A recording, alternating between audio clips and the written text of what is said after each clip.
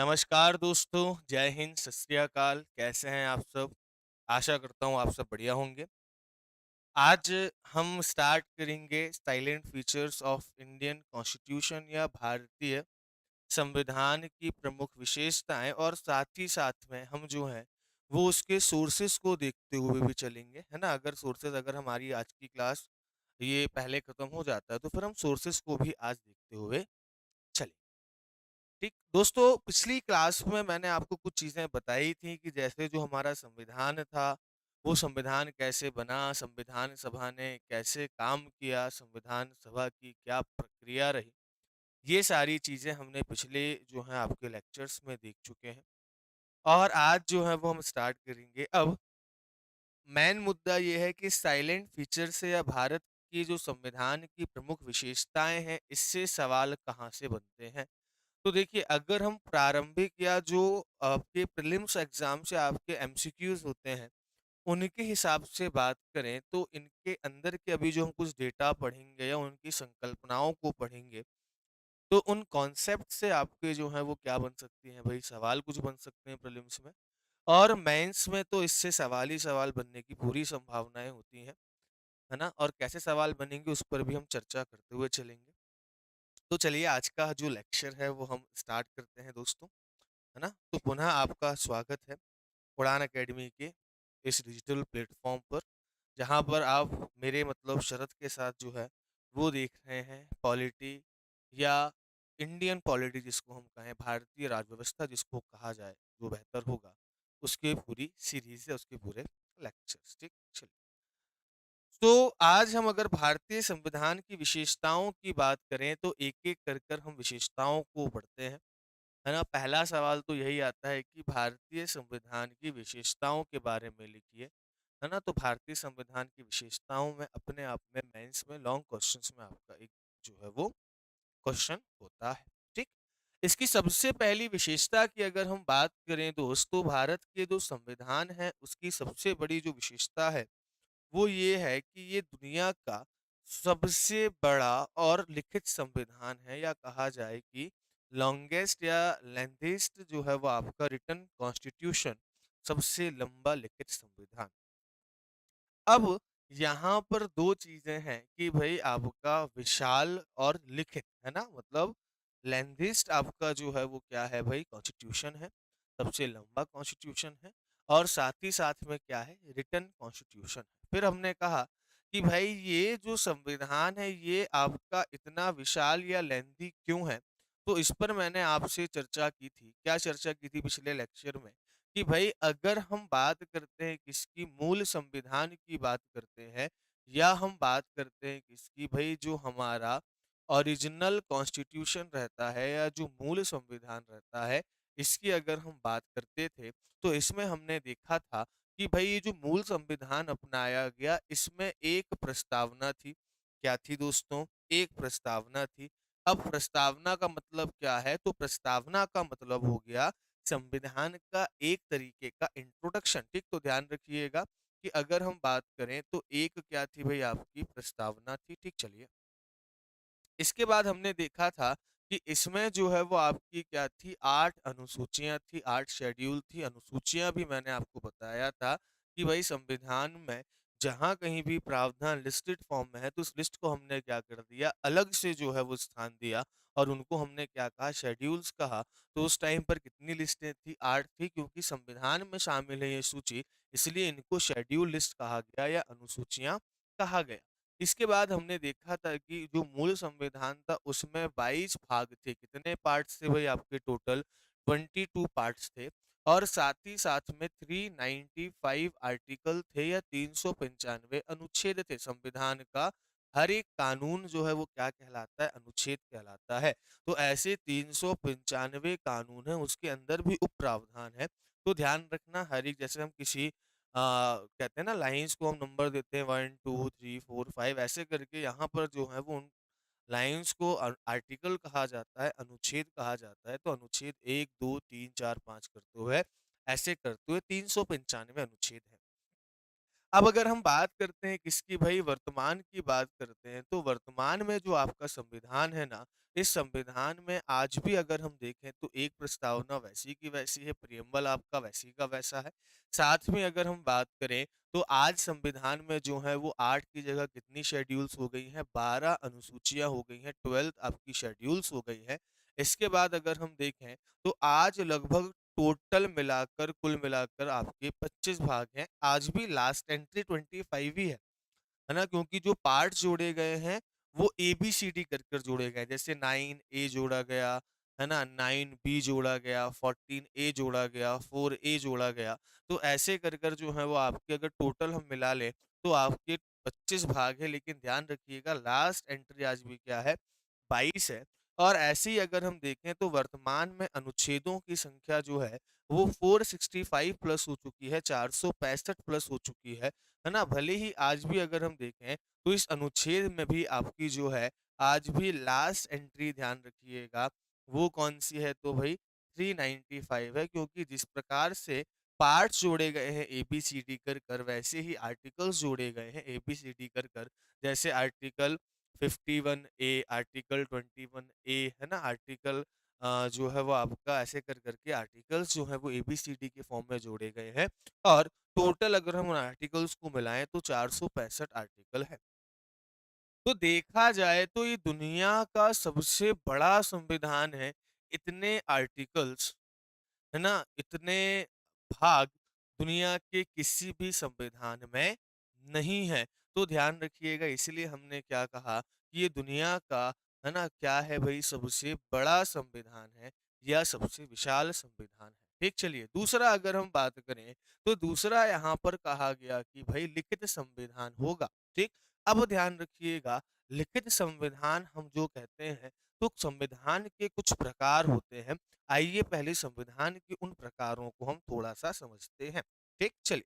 अब अगर हम संविधान के कुछ प्रकारों को समझेंगे, तो संविधान के प्रकारों को समझने के लिए हम पहले कुछ कैटेगरी देखते हैं। जैसे अगर हम बात करें, तो अगर हम एक कैटेगरी बनाएँ किसके बेसिस पर भई ध्यान रखिएगा, डेवलपमेंट, ठीक? चलिए तो ध्यान रखना कि डेवलपमेंट के आधार पर या अगर हम विकास की अवस्था के आधार पर ध्यान रखिएगा, है ना? विकास की अवस्था के आधार पर अगर हम संविधान को बाँटते हैं, तो हमको 2 प्रकार के संविधान देखने को मिलते हैं। एक आपका डेवलप संविधान और दूसरा आपका क्रिएटेड संविधान। ऐसे ही अगर हम बात करें, अगर हम संरचना, है ना, के आधार पर अगर हम देखें, तो हमको 2 प्रकार की देखते हैं। एक तो लिखित संविधान स्ट्रक्चर के हिसाब से, एक अलिखित संविधान होता है। और अगर हम किसकी दृष्टि से देखें, परिवर्तन की दृष्टिकोण से देखें या परिवर्तन करने की जो कठिनता या जो परिवर्तन करने की प्रक्रिया है, जो संशोधन करने की प्रक्रिया है, तो ध्यान रखना कि जब आप परिवर्तन या संशोधन करने के दृष्टिकोण से देखेंगे, जब आप इसमें अमेंडमेंट के दृष्टिकोण से देखेंगे, तो इसमें आप 2 टाइप्स में इसको बाँट सकते हैं। कौन-कौन सा? एक तो हो जाएगा नम्य और दूसरा कौन-सा हो जाएगा कठोर, तो फ्लेक्सिबल एंड रिजिड। तो यहाँ पर हम टोटल 6 प्रकार के जो हैं वो क्या देखेंगे भाई, संविधान के प्रकार देखेंगे। Developed constitution, created constitution, written constitution, unwritten constitution, flexible constitution and then rigid constitution. मतलब कि आपका विकसित संविधान, विकासशील संविधान कह लीजिए या निर्मित संविधान कह लीजिए, या अगर हम बात करें तो लिखित, अलिखित और साथ ही साथ में नम्य और कठोर संविधान। तो हम एक-एक पे चर्चा कर लेते हैं, क्योंकि सवाल ये भी बन सकते हैं कि भई आपका लिखित और अलिखित संविधान या लिखित संविधान में जो है वो आपका क्या अंतर है और उनमें तुलना कीजिए, या उसके क्या पॉजिटिव पॉइंट्स हैं और क्या नेगेटिव पॉइंट्स हैं, इन हम सब चीज़ों को ध्यान में रखेंगे। तो अगर मान लीजिए कभी जो शॉर्ट क्वेश्चंस है वहाँ पर अगर ये सवाल बनते हैं, तो एटलीस्ट हमको आइडिया होना चाहिए कि क्या संविधान कौन-सा क्या संविधान होता है। जैसे अगर हम विकसित संविधान की बात करें दोस्तों, तो विकसित संविधान की परिभाषा क्या होती है कि जिसका कोई निर्माता ना हो या जिसको बनाने वाला ज्ञात ना हो। ठीक, ध्यान रखिएगा, जिसको बनाने वाला कौन है, ठीक ध्यान रखिएगा, उसको बनाने वाला कौन है, इसकी हमको जब जानकारी नहीं हो, तो ऐसा संविधान जो है, वो विकसित संविधान कहलाता है। अब ऐसी कौन-सी चीज़ की हम बात करें जिसकी जानकारी नहीं है, तो ध्यान रखिएगा, ये होता है किसके आधार पर भई? परंपराओं के आधार पर निर्मित होता है। उदाहरण के तौर पर अगर हम बात करें, तो आप देखेंगे कि भई जो ब्रिटेन है ना, इस ब्रिटेन का संविधान ध्यान रखिएगा डेवलप कॉन्स्टिट्यूशन में आता है। इस ब्रिटेन का संविधान विकसित संविधान की श्रेणी में आता है। क्यों? क्योंकि पहली चीज़ तो उसको बनाने वाला कौन है, इसकी जानकारी हमको नहीं है। दूसरा ध्यान रखिएगा कि ये परंपराओं के फॉर्म में जो है वो आपका होता है, क्योंकि परंपराओं की ही हमको क्या नहीं होती है, जानकारी नहीं होती है। ठीक, तीसरे बिंदु की अगर हम बात करें, तो ऐसे संविधान अगर हम जनरली बात करें, ठीक, सामान्यता अगर हम बात करें, तो सामान्यता ध्यान रखिएगा ऐसे संविधान जो हैं वो अनरिटन होते हैं। कैसे होते हैं? अनरिटन होते हैं, या अगर हम बात करें तो मूलतः जो है, या सामान्यतः जनरली अगर हम बात करें, तो अनरिटन कॉन्स्टिट्यूशन जो है वो आपके ये होते हैं, है ना? क्योंकि सिंपल बात है कि कोई चीज़ अगर लिखी होगी तो उसकी हमको जानकारी होगी किसने लिखी, कब लिखी, है ना? पर कुछ ऐसे भी हो सकते हैं कि भाई कोई टेक्स्ट लिखा हुआ मिला है पर हमको जानकारी नहीं है कि किसने लिखा, कब लिखा। लेकिन सामान्यतः अगर हम बात करें, तो अगर कोई भी जानकारी लिखित होती है तो उसका कोई ना कोई स्रोत होता है। तो विकसित संविधान वो होता है जिसका हमको सोर्स की जानकारी नहीं होती है ना? इसका स्रोत क्या है, इसकी जानकारी हमको नहीं होती है, और ये क्या होता है, इतना डेवलप्ड हो चुका है कि समय के अनुसार अपने आप को क्या कर सकता है, परिवर्तित कर सकता है। तो ये विकसित संविधान होता है। अब सिंपल चीज़ है कि परंपराओं के फॉर्म में है और अलिखित है। अब कोई भी चीज़ परंपराओं के फॉर्म में हो या लिखित हो, आप समझिए 2 चीज़ है। कोई चीज़ आपका जो है वो लिखित रूप में है और कोई चीज़ मौखिक रूप में है। परिवर्तन किसमें आसानी से हो सकता है भई? जो चीज़ मौखिक रूप से है, रिटन रूप में जो है, उस जो चीज़ लिखी हुई है, उसको परिवर्तित करना थोड़ा-सा मुश्किल होता है। तो ये जो संविधान होता है ना, ये ध्यान रखिएगा, इस संविधान में क्योंकि ये संविधान अलिखित है, परंपराओं पर आधारित है, इसीलिए इन संविधान में ध्यान रखिएगा कि जो परिवर्तन करना होता है ना, जो चेंजेस करना होता है, वो चेंजेस कैसे होते हैं भई? ध्यान रखिएगा, आपके आसान होते हैं, वो परिवर्तन करना आपका आसान होता है। और जब आसान होता है तो आपातकालीन परिस्थितियों में जो है, ये आपातकालीन परिस्थितियों में क्या होगा, आपका थोड़ा-सा ज़्यादा यूज़फुल होगा, क्योंकि आपातकाल के समय अगर हमको जो है उस स्थिति से निपटने के लिए कोई बड़ा परिवर्तन करना है, तो संविधान में वो परिवर्तन कैसे हो जाएगा भई? आसानी से हो जाएगा। इसके बाद ध्यान रखिएगा, इसमें वो सारे गुण आपके पाए जाएँगे, है ना? बाकी इसकी जो प्रॉपर्टीज़ होगी, ठीक? बाकी इसकी जो प्रॉपर्टीज़ होगी या इसके बाकी जो गुण होंगे, वो किसके जैसे होंगे भई? आपका अनरिटन कॉन्स्टिट्यूशन जैसे होंगे या अलिखित संविधान जैसे होंगे। तो अलिखित संविधान में हम जो भी चीज़ें पढ़ेंगे, वही गुण आपके विकसित संविधान में जो है वो आपको लगभग देखने को मिल जाएँगे। चलिए, इसके बाद दूसरा जो टाइप है संविधान का, वो कैसा होता है भई? निर्मित संविधान होता है या क्रिएटेड आपका जो है कॉन्स्टिट्यूशन होता है। अब क्रिएटेड कॉन्स्टिट्यूशन मतलब क्या? लिखित संविधान मतलब क्या? तो जब हम लिखित संविधान की बात करते हैं, जैसे अगर हम लिखित संविधान की बात करें तो भाई यूएसए का संविधान लिखित है।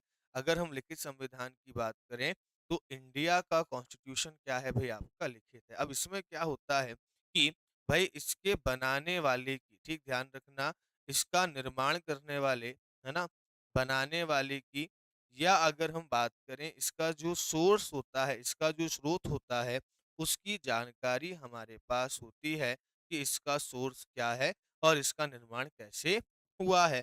एक सभा के द्वारा इसका निर्माण होता है, या जो भी जिसने भी निर्माण किया है वो जानकारी हमको होती है। दूसरा पॉइंट क्या हो गया? दूसरा, कि सामान्यता अगर हम बात करें, ठीक ध्यान रखिएगा, सामान्यता अगर हम बात करें तो ये किस फॉर्म में होता है भई?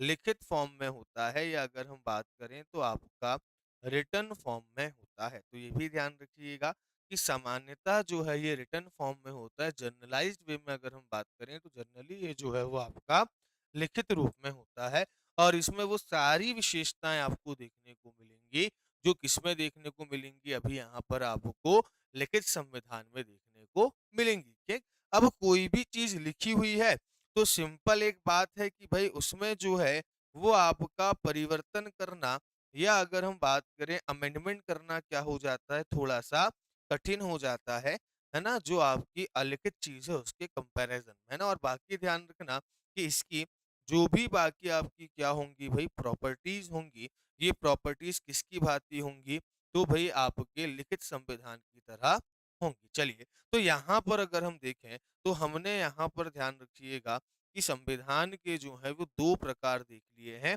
अब बढ़ते हैं आपके तीसरे प्रकार की ओर। ठीक, चलिए, अब जो तीसरा प्रकार है उसको हम क्या कहते हैं भाई, रिटन कॉन्स्टिट्यूशन। अब रिटन कॉन्स्टिट्यूशन का मतलब आपको पता है कि लिखित कौन जो संविधान होते हैं सामान्यतः निर्मित संविधान होते हैं, मतलब जिसको किसी न किसी ने बनाया हुआ है।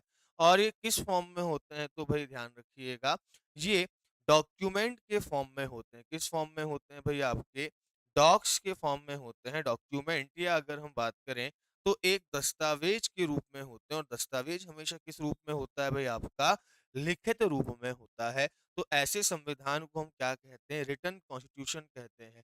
जैसे कि अगर हम बात करें तो भाई इंडिया का जो संविधान है वो रिटन है, यूएसए का जो संविधान है वो कैसा है, आपका रिटन है। अब अगर हम बात करें तो भाई ध्यान रखना इसके कुछ हमको क्या देखने को मिलेंगे, प्लस पॉइंट भी देखने को मिलेंगे और कुछ क्या देखने को मिलेंगे भाई, नेगेटिव पॉइंट्स भी देखने को मिलेंगे। तो पहले हम चर्चा करते हैं किसकी भाई, ध्यान रखिएगा प्लस पॉइंट की चर्चा करते हैं। अब ध्यान रखिएगा कि ये लिखित संविधान है तो इसमें जो है वो आपका क्लैरिटी क्या होगी भाई, ध्यान रखिएगा क्लैरिटी इसमें ज़्यादा होगी। या अगर हम बात करें तो स्पष्टता किसी भी प्रावधान को लेकर क्या होगी भाई, आपका ज़्यादा होगी। मतलब जो चीज़ लिखित रूप में होती है वो चीज़ ज़्यादा आपका क्लियर और क्लियर कट होती है, क्लैरिटी उसमें ज़्यादा होती है, स्पष्टता बहुत ज़्यादा उसमें होती है। ठीक, तो उसमें वो चीज़ जो भी आपका प्रावधान है, जैसे स्पष्टता अगर हम बात करें तो किस चीज़ की स्पष्टता की बात हो रही है भाई यहाँ पर, तो स्पष्टता की अगर हम बात करें तो जैसे कि शासन के अंग कौन-कौन से होंगे, उनके कार्य क्या-क्या होंगे, उसके जो भी प्रावधान है, उसको लेकर क्या होती है भई, आपकी स्पष्टता होती है। दूसरा अगर हम बात करें, तो इसमें ध्यान रखिएगा सर्टेनिटी होती है ना, सर्टेनिटी होती है, या अगर हम बात करें तो निश्चितता होती है। ठीक, ध्यान रखिएगा क्या होती है भाई, आपका सर्टेनिटी होती है या निश्चितता होती है। अब सर्टेनिटी का मतलब क्या होता है कि इस संविधान में अगर मानकर चलिए कोई मौखिक रूप में बोल रहा है तो पलट भी सकता है बाद में, लेकिन लिखित रूप से जो चीजें होती हैं वो पलट नहीं सकती। तो उसमें आपका निश्चितता या सर्टेनिटी होती है, वो अनसर्टन चांसेस उसमें आपके नहीं होते हैं। जैसे भाई अगर हम बात करें तो लिखित संविधान में ये बिल्कुल चीजें निश्चित होती हैं पहले से कि भाई शासन के अंग कौन-कौन से होंगे, है ना? ये चीज निश्चित है। किस अंग का क्या काम होगा, जैसे लेजिस्लेटिव बॉडी है उसका क्या काम होगा। लेजिस्लेटिव बॉडी जो है वो आपका कानून बनाने का काम करेगी, विधायिका जो है वो कानून बनाने का काम करेगी। इसके बाद जो एग्जीक्यूटिव बॉडी होगी, जो कार्यपालिका होगी, वो कार्यपालिका क्या करेगी भाई, कानून को लागू करवाने का काम करेगी। और न्यायपालिका या जुडिशरी क्या करेगी कि कानून लागू हो रहे हैं इस बात का ध्यान रखेगी या कानून का उल्लंघन करने वालों को क्या देगी, दंड देगी। तो ये सारी चीजें ध्यान रखिएगा, निश्चित है किसके पास क्या पावर है, इलेक्शन कमीशन के क्या काम है, यूपीएससी के क्या काम है ना, जो आपकी अलग अलग बॉडीज हैं उनकी क्या काम है, क्या लिमिटेशंस हैं, ये सारी चीजें क्या है भाई, आपका बिल्कुल क्लियर एंड कट है। तो निश्चितता जो है वो ध्यान रखिएगा इस संविधान के अंदर जो है वो होती है ना। कई बार आता है कि लिखित संविधान के सकारात्मक और नकारात्मक तत्वों की बात कीजिए। ठीक, चलिए, इसके बाद अगर हम बात करें तो भाई ध्यान रखिएगा कि जिस भी देश में लिखित संविधान होता है वहां पर सबसे ऊपर कौन होता है भाई, आपका संविधान सर्वोच्च होता है। या संविधान क्या होता है आपका सुप्रीम होता है, ठीक। जैसे जहां पर भी अलिखित संविधान है, जहां पर भी अनरिटन कॉन्स्टिट्यूशन है, वहां पर संसद जो होती है, विधि बनाने वाली संस्था जो होती है, वो सबसे टॉप पर होती है, सबसे सुप्रीम होती है। लेकिन जिन भी देशों में लिखित संविधान जो है वो आपका लागू किया गया है, तो भाई उस संसद को शक्ति कौन दे रहा है? संविधान ही दे रहा है ना। संसद किसके अनुसार काम कर रही है? संसद काम कर रही है संविधान के अनुसार, और संसद संविधान में कोई नकारात्मक परिवर्तन भी नहीं कर पा रही है। तो जो संसद के कार्यों पर जो लिमिटेशंस है या उसके जो कार्य है उनका जो निर्धारण है वो कौन कर रहा है? संविधान कर रहा है। तो हमारे देश में सबसे ऊपर कौन हो गया? संविधान हो गया। तो ध्यान रखना कि जहां पर भी आपका लिखित संविधान होता है, उस संविधान के अनुसार पूरी शासन व्यवस्था चलती है। शासन के प्रत्येक अंग को वो शक्ति देता है, इसलिए सुप्रीम कौन है आपका? संविधान होगा। संविधान से ऊपर कोई भी नहीं होगा। इसके बाद ऐसे जो आपके लिखित संविधान होते हैं, इनमें ध्यान रखिएगा क्या होता है कि सरकार जो है वो आपका बहुत ज़्यादा अपनी शक्तियों का दुरुपयोग नहीं कर सकती है, या सरकार अपनी शक्तियों का गलत प्रयोग नहीं कर सकती है ना? तो ध्यान रखिएगा, जहाँ पर भी लिखित संविधान होता है ना, वो सरकार को क्या करता है? सरकार जो भी आपका शक्ति का दुरुपयोग करती है, उस शक्ति के दुरुपयोग को क्या करता है भई आपका? रोकता है। जो मिसयूज़ करती है सरकार अपने पावर के, जहाँ पर भी लिखित संविधान होता है, वो क्या करता है भई आपका? उसको रोकता है। इस पॉइंट को क्या रखिएगा? ध्यान रखिएगा। चलिए, बढ़ते हैं आपका आगे। इसके बाद अगर हम देखें तो लिखित संविधान होने का एक फ़ायदा और होता है, जो फ़ायदा हमको होगा कि भाई हमारे को क्या प्राप्त होते हैं, फंडामेंटल राइट जो हैं वो निश्चित होते हैं, क्योंकि वो संविधान में दिए गए हैं। जो हमारे मौलिक अधिकार होते हैं, वो क्या होते हैं भई आपके? हमारे निश्चित होते हैं। ठीक, चलिए। अब इसके बाद अगर हम बात करें तो कुछ नेगेटिव पॉइंट्स भी होंगे इसके, कुछ नकारात्मक तथ्य भी होंगे। तो एक चीज़ ध्यान रखिएगा कि जो लिखित के, ध्यान रखना एक चीज़ यहाँ पर बता रहा हूँ, जो लिखित के, है ना? इस चीज़ को बहुत अच्छे से ध्यान रखिएगा जो चीज़ बता रहा हूँ। जो अलिखित संविधान के पॉजिटिव हैं, वो लिखित संविधान के नेगेटिव पॉइंट्स हो जाएँगे। क्लियर है?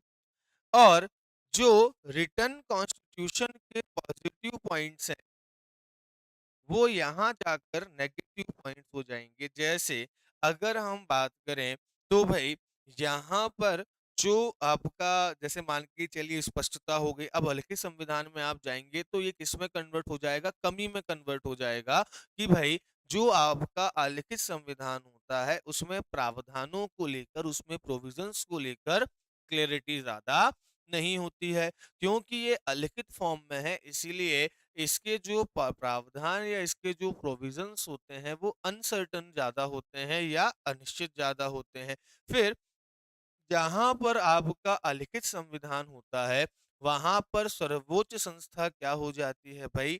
संसद हो जाती है। इसके बाद जहाँ पर अलिखित संविधान होता है, वहाँ पर सरकार जो है अपनी शक्ति का दुरुपयोग कर सकती है, और जहाँ पर भी आपका अलिखित संविधान होगा, वहाँ पर फंडामेंटल राइट्स निश्चित या सुरक्षित नहीं रहते हैं। तो ध्यान रखना, लिखित के माइनस पॉइंट इसके प्लस पॉइंट बन जाएँगे, और जो लिखित संविधान के प्लस पॉइंट हमने पढ़ा है, ये जाकर यहाँ पर क्या हो जाएँगे भई? माइनस या नकारात्मक पॉइंट्स में बदल जाएँगे। तो आशा करता हूँ आप इस पॉइंट को समझ गए होंगे। है ना? जगह नहीं इसलिए मैंने आपको चीज़ बता दी। बढ़ते हैं आपका दोस्तों आगे। अब हम देखते हैं क्या कि भई जो अलिखित संविधान है, ये अलिखित संविधान क्या होता है और अलिखित संविधान के हमको क्या फ़ायदे नुकसान होते हैं? तो ध्यान रखना, अलिखित संविधान का अगर आप उदाहरण देखेंगे, तो अलिखित संविधान का उदाहरण आपको एक ही मिलेगा जिसका नाम है क्या भई आपका? ब्रिटेन है। क्या है भई? ब्रिटेन। अब देखते हैं कि इसमें आपकी क्या-क्या चीज़ें होती हैं। अब सबसे पहली बात कि अलिखित संविधान किसे कहते हैं? तो जो कहीं भी आपका किस फॉर्म में ना हो भाई ध्यान रखिएगा, जो आपका रिटन फॉर्म में ना हो, जो आपका लिखित रूप में ना हो और जो किस पर बेस्ड हो, तो ध्यान रखना वो आपका बेस्ड होता है किस पर भाई, कस्टम्स पर बेस्ड होता है या आपकी परंपराओं पर क्या होता है भाई आपका आधारित होता है। ठीक, चलिए अब इसके बाद अगर हम बात करें तो अब हम चर्चा कर लेते हैं कि इसके कौन-कौन से प्लस पॉइंट होंगे, है ना? क्यों? क्योंकि भाई इसके जो प्लस पॉइंट होंगे, वो यहाँ पर आकर क्या हो जाएँगे, माइनस पॉइंट में कन्वर्ट हो जाएँगे या इसकी जो सकारात्मक बातें हैं, वो लिखित संविधान की नकारात्मक बातें हो जाएँगी। क्यों? क्योंकि ये दोनों एक-दूसरे के क्या हैं भई, अपोज़िट हैं। ठीक, अब हम बात करते हैं कि भई इसकी जो आपकी प्लस बातें हैं या इसकी जो आपकी सकारात्मक बातें हैं, ये सकारात्मक बातें जो हैं वो कौन-कौन सी हैं? ठीक, चलिए। चलिए। अब इसकी अगर हम सकारात्मक बातों की बात करते हैं, तो इसकी सकारात्मक बातों में ध्यान रखिएगा, पहला पॉइंट कौन-सा हो जाएगा भई? चलिए, इसका जो पहला पॉइंट हो जाएगा, वो ये हो जाएगा कि भाई ये अलिखित संविधान है ना, तो इसमें क्या होता है, परिवर्तन आसान होता है ना? तो ध्यान रखिएगा, परिवर्तन क्या होता है, आसान होता है। तो ये परिवर्तन आसान होने की वजह से जो आपातकाल की स्थिति है, ध्यान रखिएगा किसकी स्थिति?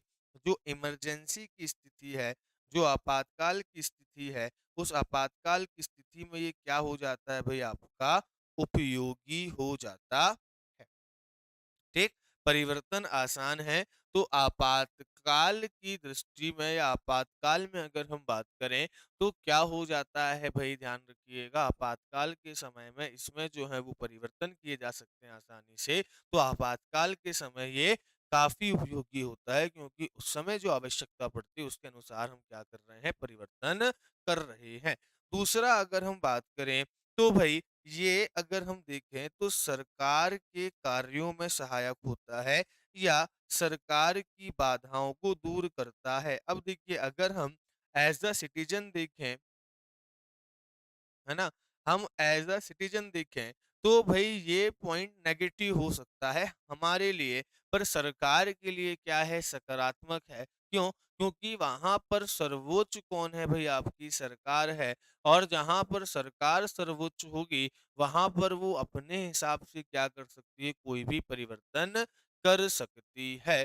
तो ये सरकार के पॉइंट ऑफ व्यू से क्या रहता है भई आपका, पॉज़िटिव रहता है। क्योंकि यहाँ पर जो सर्वोच्च रहता है वो कौन हो जाती है? सरकार हो जाती है ना? फिर अगर हम बात करें तो यहाँ पर ध्यान रखिएगा कि बाकी इसके जो पॉइंट्स होंगे वो क्या हो जाएँगे यहाँ पर नेगेटिव पॉइंट के रूप में जो है वो चले जाएँगे और ये 2 परिवर्तन जो है वो यहाँ पर आपके आ जाएँगे लिखित संविधान में किस रूप में भई? माइनस पॉइंट में। जैसे हम कहते हैं कि अब लिखित संविधान की नकारात्मक बातें बतानी हो तो क्या बताओगे? तो कह सकते हो भई पहली चीज़ तो परिवर्तन आसान नहीं है। अब ऐसे में अगर कोई इमरजेंसी केसेस होते हैं और हमको इसमें कोई परिवर्तन करना है, तो परिवर्तन करने की प्रक्रिया क्या होगी आपकी थोड़ी-सी कठिन होगी। तो आपातकालीन स्थिति में इसका प्रयोग ठीक से नहीं हो पाएगा, है ना? चलिए और फिर हम कह सकते हैं कि भई ये जो है कहीं न कहीं अगर हम बात करें तो सरकार के कार्यों में बाधा होता है क्योंकि ये सरकार के कार्यों को सीमित करती है, जिसकी वजह से कई बार जो है वो सरकार काम नहीं कर पाती। उदाहरण के तौर पर आप लिख सकते हैं राइट टू प्रॉपर्टी या संपत्ति का अधिकार। जैसे क्या हुआ था, आज़ादी के बाद संपत्ति का अधिकार फंडामेंटल राइट था और उसके उल्लंघन होने पर, उसके वायलेशन होने पर आप कहाँ जा सकते थे भई?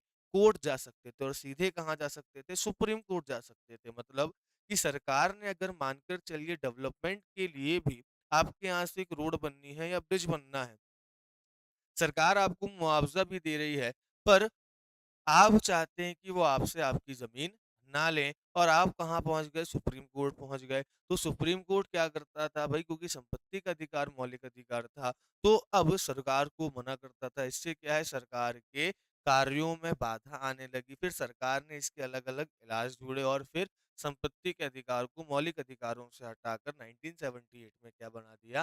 कानूनी अधिकार बना दिया। तो कहीं न कहीं अगर हम बात करें, तो जो आपके लिखित संविधान होते हैं, ये सरकार की मनमर्जी को रोकते हैं, तो मनमर्जी को रोकते हैं ये तो पॉज़िटिव पॉइंट हो गया।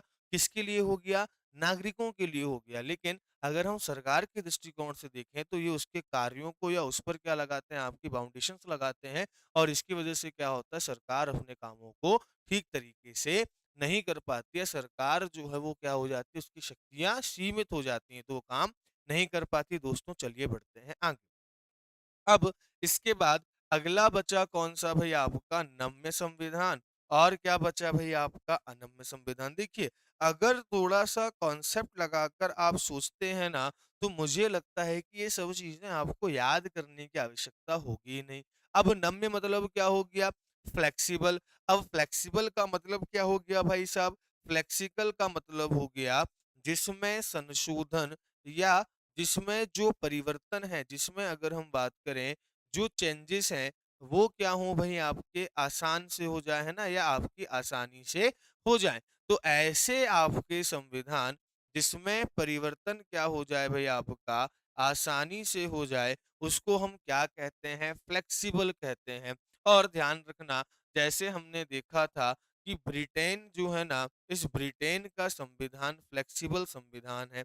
अब ध्यान रखिएगा, ये संविधान अगर हम बात करें तो क्या होते हैं भई, सामान्यतः अलिखित संविधान होते हैं, अनरिटन कॉन्स्टिट्यूशन होते हैं, क्योंकि भई इसमें जो अलिखित चीज़ें होती हैं उसमें परिवर्तन क्या होता है, आपका आसान होता है। चलिए साहब, इसके बाद अगर हम आगे बात करें तो अब इसके क्या पॉजिटिव और नेगेटिव पॉइंट्स हो सकते हैं। तो आप सोचिए, हम एक ऐसे संविधान की बात कर रहे हैं जिसमें परिवर्तन क्या हो सकता है, आपका आसानी से हो सकता है। तो ऐसा संविधान जिसमें परिवर्तन आसानी से हो सकता है, उसको हम क्या कहते हैं, जो है वो फ्लेक्सिबल कॉन्स्टिट्यूशन कहते हैं, या आपका जो है वो नम्य संविधान कहते हैं, कोमल संविधान कहते हैं। अब जब किसी संविधान में आप परिवर्तन बहुत आसानी से कर सक रहे हैं, इसका मतलब कि भई आप इमरजेंसी के टाइम पर भी क्या कर पा रहे हैं, उस पर अगर हम देखें तो आसानी से परिवर्तन कर रहे हैं। तो भई ये जो नम्य संविधान होते हैं ना, इस नम्य संविधान की अगर मैं एक पॉजिटिव बात करूँ, तो पॉजिटिव बात क्या है कि भई आपातकाल में, या अगर हम बात करें जो इमरजेंसी है ना, इस इमरजेंसी में क्या हो जाते हैं भई, ध्यान रखिएगा, इमरजेंसी में जो हैं ये आपके उपयोगी रहते हैं, क्योंकि भई अगर हम बात करें तो आपातकाल के दौरान इनमें परिवर्तन करना क्या होता है, आसान होता है। दूसरा पॉइंट अगर हम बात करें तो अब इसका नकारात्मक बात क्या है भाई साहब? तो ध्यान रखना, इसकी एक नकारात्मक बात ये है कि सरकार जो है ना भई, जो आपकी गवर्नमेंट है, वो क्या कर सकती है, इसका दुरुपयोग कर सकती है। या अगर हम बात करें, इसका क्या कर सकती है भई, आपका मिसयूज़ कर सकती है। तो ध्यान रखिएगा, सरकार क्या कर सकती है भई, इसका आपका मिसयूज़ कर सकती है। अब ध्यान रखना कि भई यही जो 2 चीज़ें हैं ना, ये यहाँ पर आपका एक्सचेंज हो जाएँगी, मतलब यहाँ का नेगेटिव पॉइंट यहाँ का पॉज़िटिव पॉइंट हो जाएगा और यहाँ का पॉज़िटिव पॉइंट यहाँ का नेगेटिव पॉइंट हो जाएगा। तो ध्यान रखिएगा, दोनों आपके एक-दूसरे के अपोज़िट हैं, तो दोनों चेंजेस हो जाएँगे। अब कठोर संविधान की बात करें तो एक एग्जाम्पल के फॉर्म में कौन सा संविधान हो गया भाई, यूएसए का संविधान हो गया। कहाँ का संविधान हो गया? यूएसए का संविधान हो गया। ठीक, चलिए। और यूएसए के संविधान की अगर हम बात करें तो भाई ध्यान रखिएगा, यूएसए का संविधान कठोर संविधान माना जाता है। अब कठोर संविधान की परिभाषा क्या होती है? तो कठोर संविधान की परिभाषा होती है कि भाई साहब जिसमें जो परिवर्तन होना, वो परिवर्तन कैसा हो, आपका कठिन हो। कैसा हो भई, आपका कठिन परिवर्तन हो। ठीक? और दूसरी चीज़, ये सामान्यतः कैसे होते हैं भई, ध्यान रखिएगा, सामान्यतः आपके जो हैं वो कैसे होते हैं, लिखित संविधानों की जो प्रकृति होती है वो आपका क्या होती है, कठोर होती है।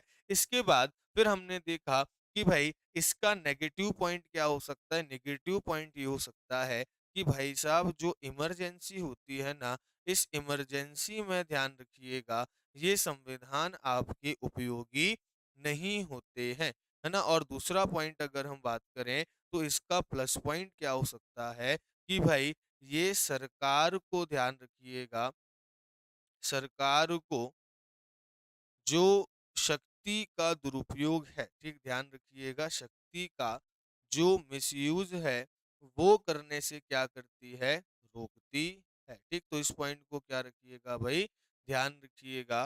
तो ये क्या हो गए, आपके कुछ संविधान के प्रकार हो गए। अब ये आपके संविधान के प्रकार हमने क्या कर लिए भाई, देख लिए। नम्य और कठोर क्या संविधान होता है, ये हमने सारी चीजें देख ली।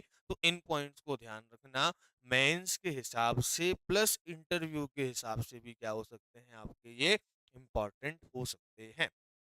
चलिए दोस्तों, अब आगे अगर हम बात करें, चलिए आगे अगर हम बात करें, तो अगला हमारा एक पॉइंट ये हो गया। अब दूसरा पॉइंट है कि भारत का जो संविधान है ना, वो भारत को कैसा बनाता है।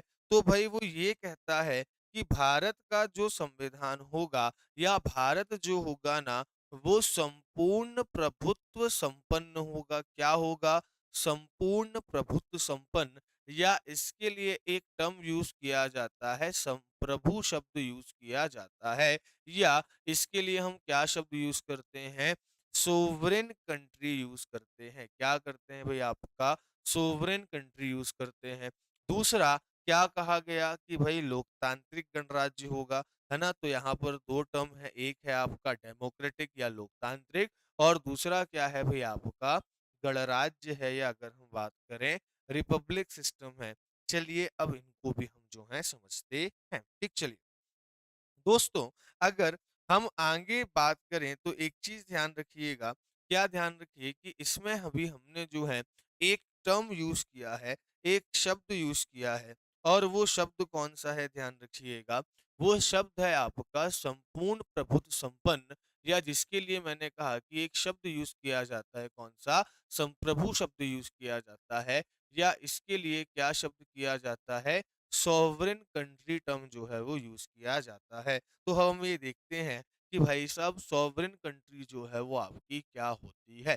अब सॉवरेन कंट्री के बारे में आप ध्यान रखना, ये शब्द अभी हाल ही में आपके चर्चाओं में रहा था। और क्यों चर्चाओं में रहा था, क्योंकि आपको ये पता होगा कि अभी जब भारत और पाकिस्तान के बीच में जब तनाव की स्थिति बनी, है ना, और ऐसा लग रहा था कि अब युद्ध होगा, उस समय जो है वो एकाएक भारत सरकार के द्वारा सीज फायर की घोषणा की जाती है।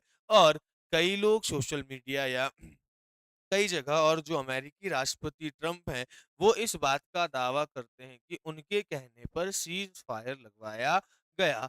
तब एक सवाल जो है वो आलोचक उठाते हैं कि क्या सच में ऐसा हुआ है, और अगर ऐसा हुआ है कि ट्रंप के कहने पर सीज फायर लगाया गया है, तो क्या भारत एक संप्रभु या सॉवरेन कंट्री है। अब जब ये बात आई तो सॉवरेन शब्द जो है वो आपका चर्चा में आया, संप्रभुता शब्द जो है चर्चा में आया। तो आज हम चर्चा करेंगे कि भाई ये सॉवरेन कंट्री का मतलब क्या होता है, संप्रभुता का मतलब क्या होता। ठीक, चलिए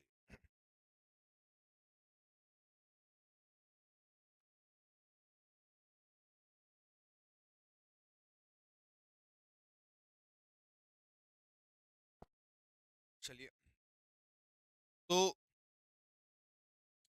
संप्रभुता की बात करते हैं, सॉवरेनिटी की बात करते हैं, सॉवरेनिटी क्या होती है। ठीक, चलिए अब संप्रभुता का मतलब क्या होता है, संपूर्ण, इसका हमने एक लॉन्ग टर्म देखा, संपूर्ण प्रभुत्व संपन्न।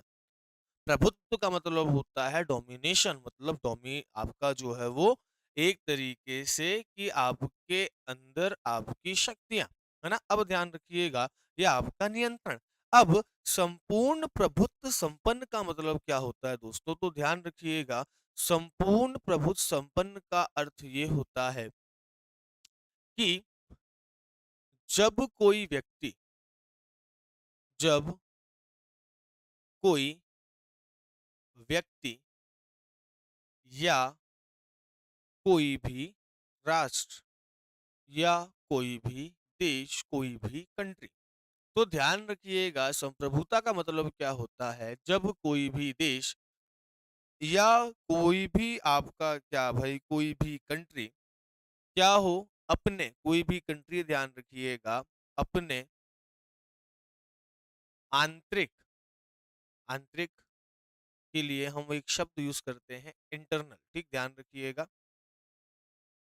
इंटरनल मैटर्स है ना, या अगर हम बात करें आंतरिक मामलों है ना, ध्यान रखिएगा क्या भाई आंतरिक मामलों प्लस उसके जो बाह्य मामले हैं, उसके जो बाह्य मामले हैं या जिसको हम क्या कहेंगे भाई आपका एक्सटर्नल मैटर्स।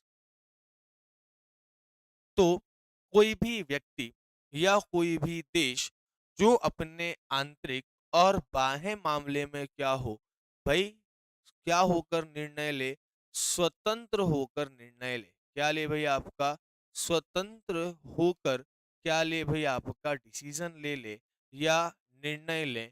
ऐसे राष्ट्र या ऐसे व्यक्ति को हम क्या कहते हैं भाई संप्रभु कहते हैं। जैसे अगर हम बात करें इसका एक और अर्थ क्या कह दिया कि भाई वो क्या हो भाई आपका स्वयं का मुखिया हो, क्या हो भाई आपका स्वयं का हेड हो या स्वयं का मुखिया हो, है ना, अपने निर्णय क्या ले भाई आपका स्वयं ले। किसी अन्य देश ध्यान रखिएगा किसी भी अदर कंट्री किसी भी अन्य देश के या किसी भी अन्य व्यक्ति के या किसी भी अन्य संस्था के है ना के दबाव में कोई निर्णय ना ले।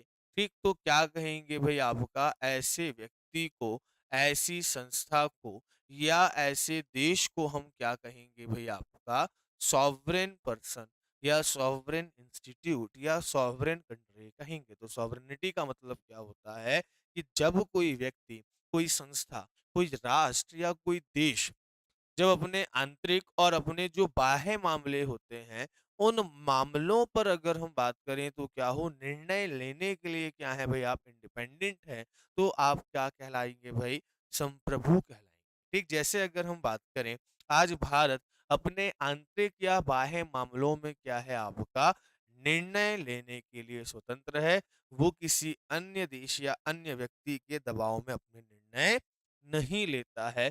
तो भाई भारत के संविधान ने भारत को क्या बनाया है भाई एक सॉवरेन कंट्री बनाया है। अब सवाल ये उठता है कि जो इंडिया है या जो भारत है, ठीक ये भारत जो है ये संप्रभु राज्य कब बना।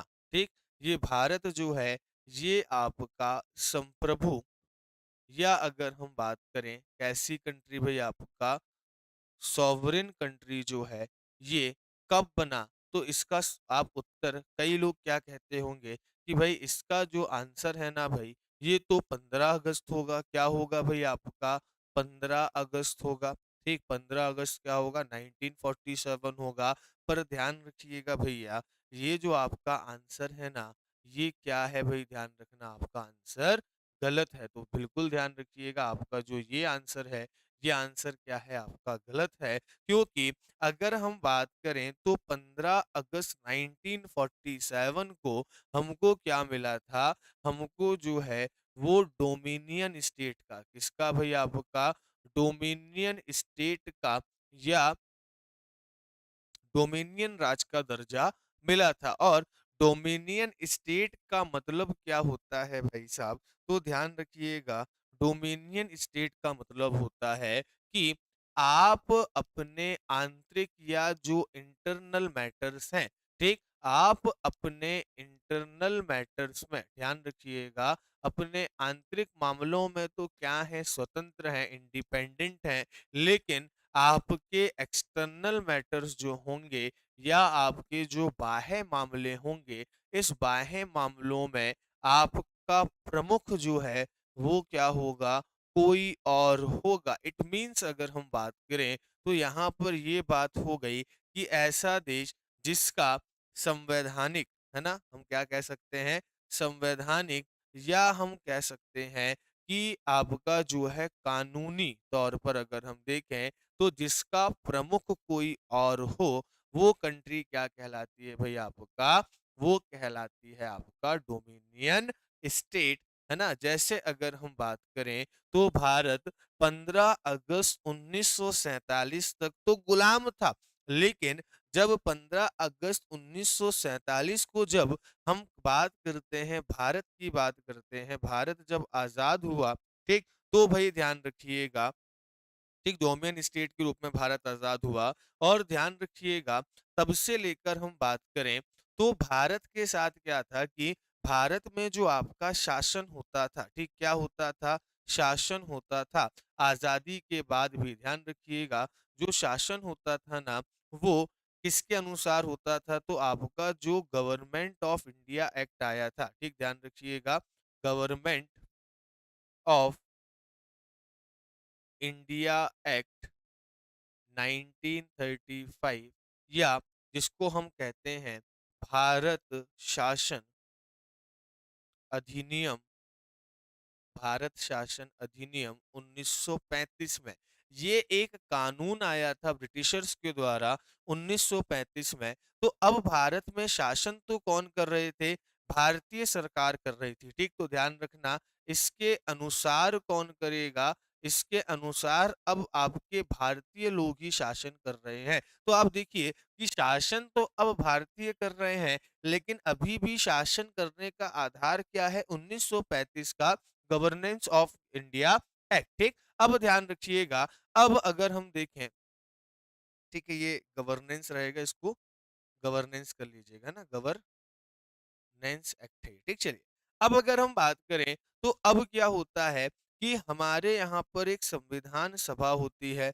ना, और वो संविधान सभा क्या करती है कि भाई आपका संविधान बनाती है। और 26 जनवरी को ध्यान रखिएगा, 26 जनवरी 1950 को, ठीक, 26 जनवरी 1950 को जो है वो क्या होता है, आप ध्यान रखिएगा, भारत जो है वो कैसा आपका संविधान लागू होगा, ठीक, तो ध्यान रखना कि अगर हम देखें तो 26 जनवरी 1950 को क्या हो रहा है भाई, संविधान लागू हो रहा है। और जिस दिन संविधान इन्फोर्समेंट में हुआ, मतलब अब सर्वोच्च कौन हो गया, संविधान हो गया, ठीक, तो 26 जनवरी 1950 को संविधान लागू हुआ। प्लस अगर हम बात करें तो ध्यान रखिएगा, 1935 का जो एक्ट होता है वो क्या होता है आपका, समाप्त हो जाता है। क्या हो जाता है भाई, आपका समाप्त हो जाता है। और जब ये समाप्त होता है तो हम क्या बन जाते हैं भाई, सॉवरेन कंट्री बन जाते हैं, या हम संप्रभु राज्य बन जाते हैं। और इसी दिन हम क्या करते हैं, अपने राष्ट्रपति के रूप में किसको अपनाते हैं भाई, डॉक्टर राजेंद्र प्रसाद को अपनाते हैं। तो 15 अगस्त 1947 को हम आजाद तो हुए, लेकिन एज अ डोमिनियन स्टेट हुए, क्योंकि उस समय हम संप्रभु नहीं थे। हमारे यहाँ इंटरिम सरकार तो थी, सरकार तो काम कर रही थी, लेकिन उसके प्रमुख कौन थे, अभी भी वाइसरॉय थे, है ना। आपको पता होगा कि भाई जब इंटरिम गवर्नमेंट आपकी बनी, उसके बाद भी उसके जो प्रमुख थे वो कौन थे, वाइसराय थे। पंडित जवाहरलाल नेहरू उसके उप प्रधानमंत्री थे, उस समय प्रधानमंत्री का कोई पद नहीं था, ठीक। इसके बाद अगर हम बात करें तो आपका संविधान सभा का काम केवल संविधान बना रही थी। तो 15 अगस्त 1947 के बाद हम अपनी सरकार तो खुद चला रहे थे, लेकिन वो सरकार किसके हिसाब से चलवा रहे थे भाई, आपका गवर्नमेंट ऑफ इंडिया एक्ट 1935 या भारत शासन अधिनियम 1935 के थ्रू। अब इसमें क्या हो रहा था कि हम इंटरनल मैटर्स पे तो अपना ले रहे हैं, लेकिन हमारा संवैधानिक प्रमुख कौन है, अभी भी ब्रिटेन है। अब ब्रिटेन है, इसका मतलब क्या है, हम डोमिनियन स्टेट है, हम सॉवरेन कंट्री नहीं है। हम सॉवरेन कंट्री कब बने थे, तो ध्यान रखिएगा, हम जो है वो सॉवरेन कंट्री बने हैं 26 जनवरी 1950। क्लियर है ये पॉइंट। चलिए बढ़ते हैं आपका आगे। अब इसके बाद जो है दो शब्द और यूज किए थे हमने, है ना। अब दो शब्द आपके और कौन कौन से थे, तो ध्यान रखिएगा, एक शब्द तो आपका था डेमोक्रेटिक, क्या था भाई आपका एक शब्द, एक शब्द था आपका लोकतंत्र, है ना, या लोकतांत्रिक हमने पढ़ा था, लोकतंत्र, डेमोक्रेसी। एक हमने टर्म पढ़ा था कौन सा, एक हमने टर्म पढ़ा आपका रिपब्लिक, रिपब्लिक, या जिसको हम क्या कहते हैं आपका गणतंत्र कह लीजिए, या आप कह लीजिए गणराज्य। तो ये 2 टर्म्स हमने देखे अभी आपके, एक तो डेमोक्रेसी हमने देखा और दूसरा क्या देखा हमने, रिपब्लिक देखा। 3 चीज़ें लिखी थी कि भाई भारत का संविधान भारत को क्या बनाता है? भारत का संविधान जो है वो भारत को सॉवरेन कंट्री बनाता है, प्लस डेमोक्रेटिक कंट्री बनाता है, प्लस क्या बनाता है ध्यान रखिएगा आपका जो है वो गणराज्य रिपब्लिक कंट्री बनाता है। तो अब इनके मतलब हम एक बार समझ लेते हैं कि इनके क्या-क्या मीनिंग होते हैं, ठीक? अब ध्यान रखिएगा, ये जो डेमोक्रेसी है ना भाई साहब, ये डेमोक्रेसी क्या है? तो ये डेमोक्रेसी जो है, ये आपका एक तरीके का सिस्टम ऑफ रूल है। क्या है भई आपका? सिस्टम ऑफ रूल है, या अगर हम बात करें तो शासन करने की व्यवस्था है। क्या है भई आपकी? शासन करने की व्यवस्था है। जो ये बताती है, जो ये बताएगी आपको, क्या बताएगी? जो डिटरमिनेट करती है कि भई जो शक्ति होगी, जो पावर होगी, वो किसके पास होगी भई? इसमें जो पावर होगी, वो होगी पीपल्स के पास होगी, या अगर हम बात करें वहाँ की पब्लिक के पास होगी, या इसको हम कह सकते हैं कि वहाँ के सिटीज़न्स के पास या वहाँ की जनता के पास होगी।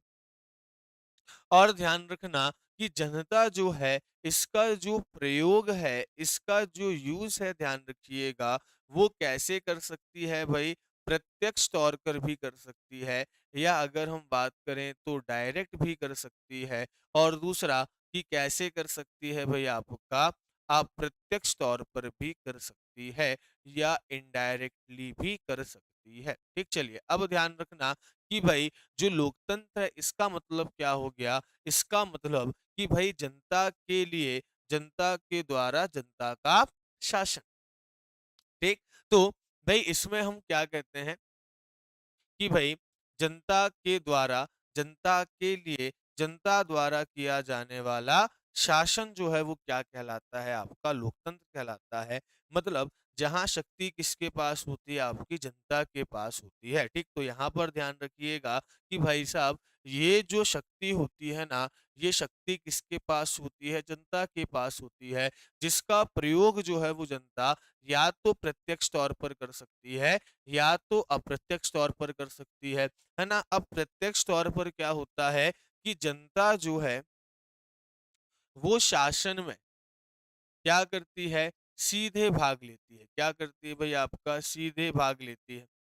जैसे अगर हम बात करें, उदाहरण के तौर पर अगर आप देखें, तो उस उदाहरण के तौर पर आप स्विट्ज़रलैंड देख सकते हैं, जहाँ पर क्या है भई आपका डायरेक्ट डेमोक्रेसी।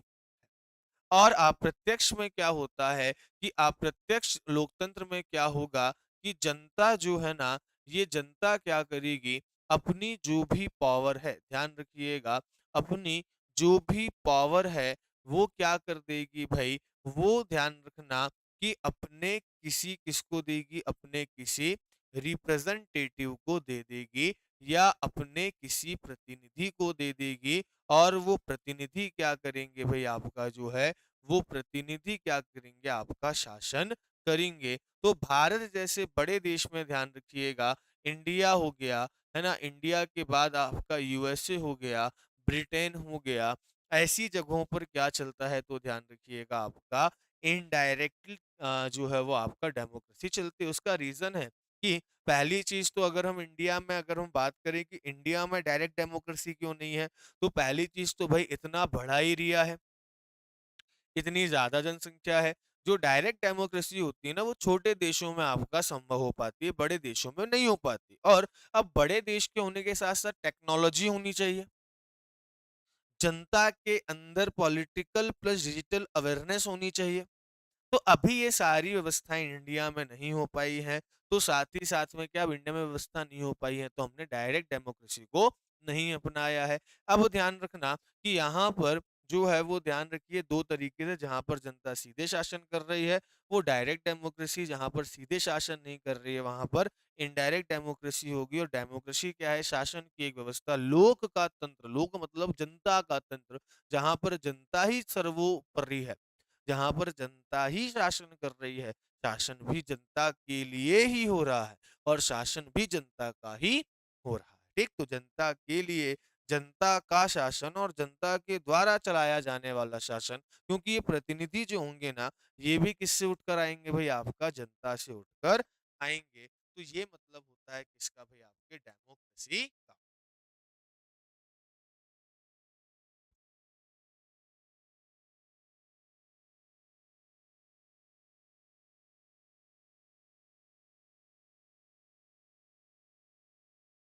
चलिए बढ़ते हैं आपका आगे। अब इसके बाद अगली जो व्यवस्था आई है वो क्या है भाई, आपकी रिपब्लिक है ना, रिपब्लिक सिस्टम कह लीजिए, या इसको आप कह लीजिए क्या, कि भाई गणतंत्र व्यवस्था। अब ध्यान रखना, गणतंत्र व्यवस्था की अगर हम सीधी डेफिनेशन की बात करें, तो इसका मतलब ये होता है कि आपका जो हेड ऑफ द स्टेट होता है, ध्यान रखिएगा, कौन भाई, आपका हेड ऑफ द स्टेट, या जिसको हम कह सकें क्या, राज्य का मुखिया, क्या होता है, जो राज्य का मुखिया होता है ना भाई साहब, ये राज्य का मुखिया, ध्यान रखिएगा, हेड ऑफ द स्टेट जो है वो कैसा होना चाहिए भाई, वो होना चाहिए आपका इलेक्टेड होना चाहिए, या कैसा होना चाहिए, निर्वाचित होना चाहिए, या कह सकते हैं कैसा होना चाहिए, चुना हुआ होना चाहिए। वो आपका वंश के आधार पर या वंशानुगत आधार पर जो है वो आपका नहीं होना चाहिए। इट मीन्स क्या, कि भाई राजा का बेटा राजा नहीं बनेगा, है ना, तो राजा का बेटा, ध्यान रखिएगा, राजा नहीं बनेगा। ऐसी व्यवस्था को हम क्या कहते हैं, ऐसी व्यवस्था को हम जो कहते हैं वो कहते हैं गणराज्य या गणतंत्र व्यवस्था कहते हैं। अब ध्यान रखिएगा, जैसे अगर हम गणतंत्र व्यवस्था की बात करें, तो हम क्या देखते हैं कि भाई साहब, हम इंडिया की अगर हम बात करें, भारत की बात करें, तो भारत का जो राष्ट्रपति, हेड ऑफ द स्टेट कौन है भाई, राष्ट्रपति है। तो आप ये देखेंगे कि भारत का जो राष्ट्रपति है ना, उसका क्या होता है, इलेक्शन होता है ना, उसका क्या होता है, इलेक्शन होता है। अब अगर हम बात करें, तो भाई हम तो भाग लेते नहीं है। अब एक चीज समझिए, इसके पीछे दो तीन कॉन्सेप्ट समझने पड़ेंगे। पहली चीज कि भाई हमारे यहाँ लोकतंत्र है, और लोकतंत्र में भी हमने संसदीय व्यवस्था को अपनाया हुआ है, पार्लियामेंट्री सिस्टम को अपनाया हुआ। अब पार्लियामेंट्री सिस्टम जहां पर होता है, वहां पर शक्ति एक समूह के पास होती है, और हमने अपनी शक्ति किसको देके रखी, सरकार को। सरकार भी क्या है, समूह है ना, उसमें आप देखते हैं अलग अलग मंत्री होते हैं। तो एक होती है संसदीय व्यवस्था, पार्लियामेंट्री सिस्टम, जहां पर हम क्या करते हैं, एक अपनी जो पूरी शक्ति होती है ना, वो किसको देकर रखते हैं, एक समूह को देकर रखते हैं, ग्रुप को देकर रखते हैं। और एक व्यवस्था होती है अध्यक्षात्मक व्यवस्था, जिसको हम प्रेसिडेंशियल सिस्टम कहते हैं। और प्रेसिडेंशियल सिस्टम में अगर हम बात करें, तो वहां पर जो शक्ति होती है वो किसी एक व्यक्ति के पास। अब सिंपल बात है, हम एक व्यक्ति को भी चुन रहे हैं, और हम जो है वो किसको चुन रहे हैं भाई, आप ध्यान रखिएगा, एक व्यक्ति के साथ साथ जो है हम संसदीय व्यवस्था को भी चुन रहे हैं। ठीक है? अब हम एक व्यक्ति के साथ साथ संसदीय व्यवस्था को भी चुन रहे हैं, तो दोनों को तो हम शक्ति बराबर दे नहीं पाएंगे। तो अब क्या किया जाए, तो भाई एक काम करो कि एक को डायरेक्ट चुन लो और एक को इनडायरेक्टली चुन लो। अब ध्यान रखिएगा कि हमारे यहाँ का जो राष्ट्रपति होता है ना, उस राष्ट्रपति के पास ज्यादा पावर नहीं होती, और अगर हम उसको डायरेक्ट चुनते और पावर नहीं देते, तो फिर तो अन्याय होता। जैसे भाई आज मान के चलिए हम प्रधानमंत्री को सीधे चुन रहे हैं, पर प्रधानमंत्री को अगर हम पावर नहीं दे रहे हैं, तो हमारे चुनने का कोई मतलब निकला क्या, ये तो उसके साथ अन्याय हुआ ना। तो अब हमने क्या किया कि पहली चीज कि भाई हम जो है वो केवल गणतंत्र व्यवस्था को अपना रहे हैं, हम राजतंत्र व्यवस्था को नहीं अपना रहे हैं। राजतंत्र में क्या होता है, गणतंत्र का उल्टा हो जाता है। जो आपका कौन सा सिस्टम होता है भाई, एक सिस्टम होता है जिसको कहा जाता है आपका मोनार्की सिस्टम कहा जाता है, या जिसको हम क्या कहते हैं, राजतंत्र कहते हैं। अब इस राजतंत्र में क्या होता है, तो इस राजतंत्र में भाई राजा का बेटा क्या बनता है, आपका राजा बनता है। राजा का बेटा क्या बन रहा है, राजा। जैसे अगर हम बात करें कहाँ पर भाई, आपका ब्रिटेन में बन रहा है ना, ब्रिटेन में क्राउन जो है वो वंशानुगत होता है। जो उसकी अगली पीढ़ी होती है वही क्या बनती है भाई आपका, वही क्राउन को संभालती है। पर इंडिया में तो ऐसा नहीं है।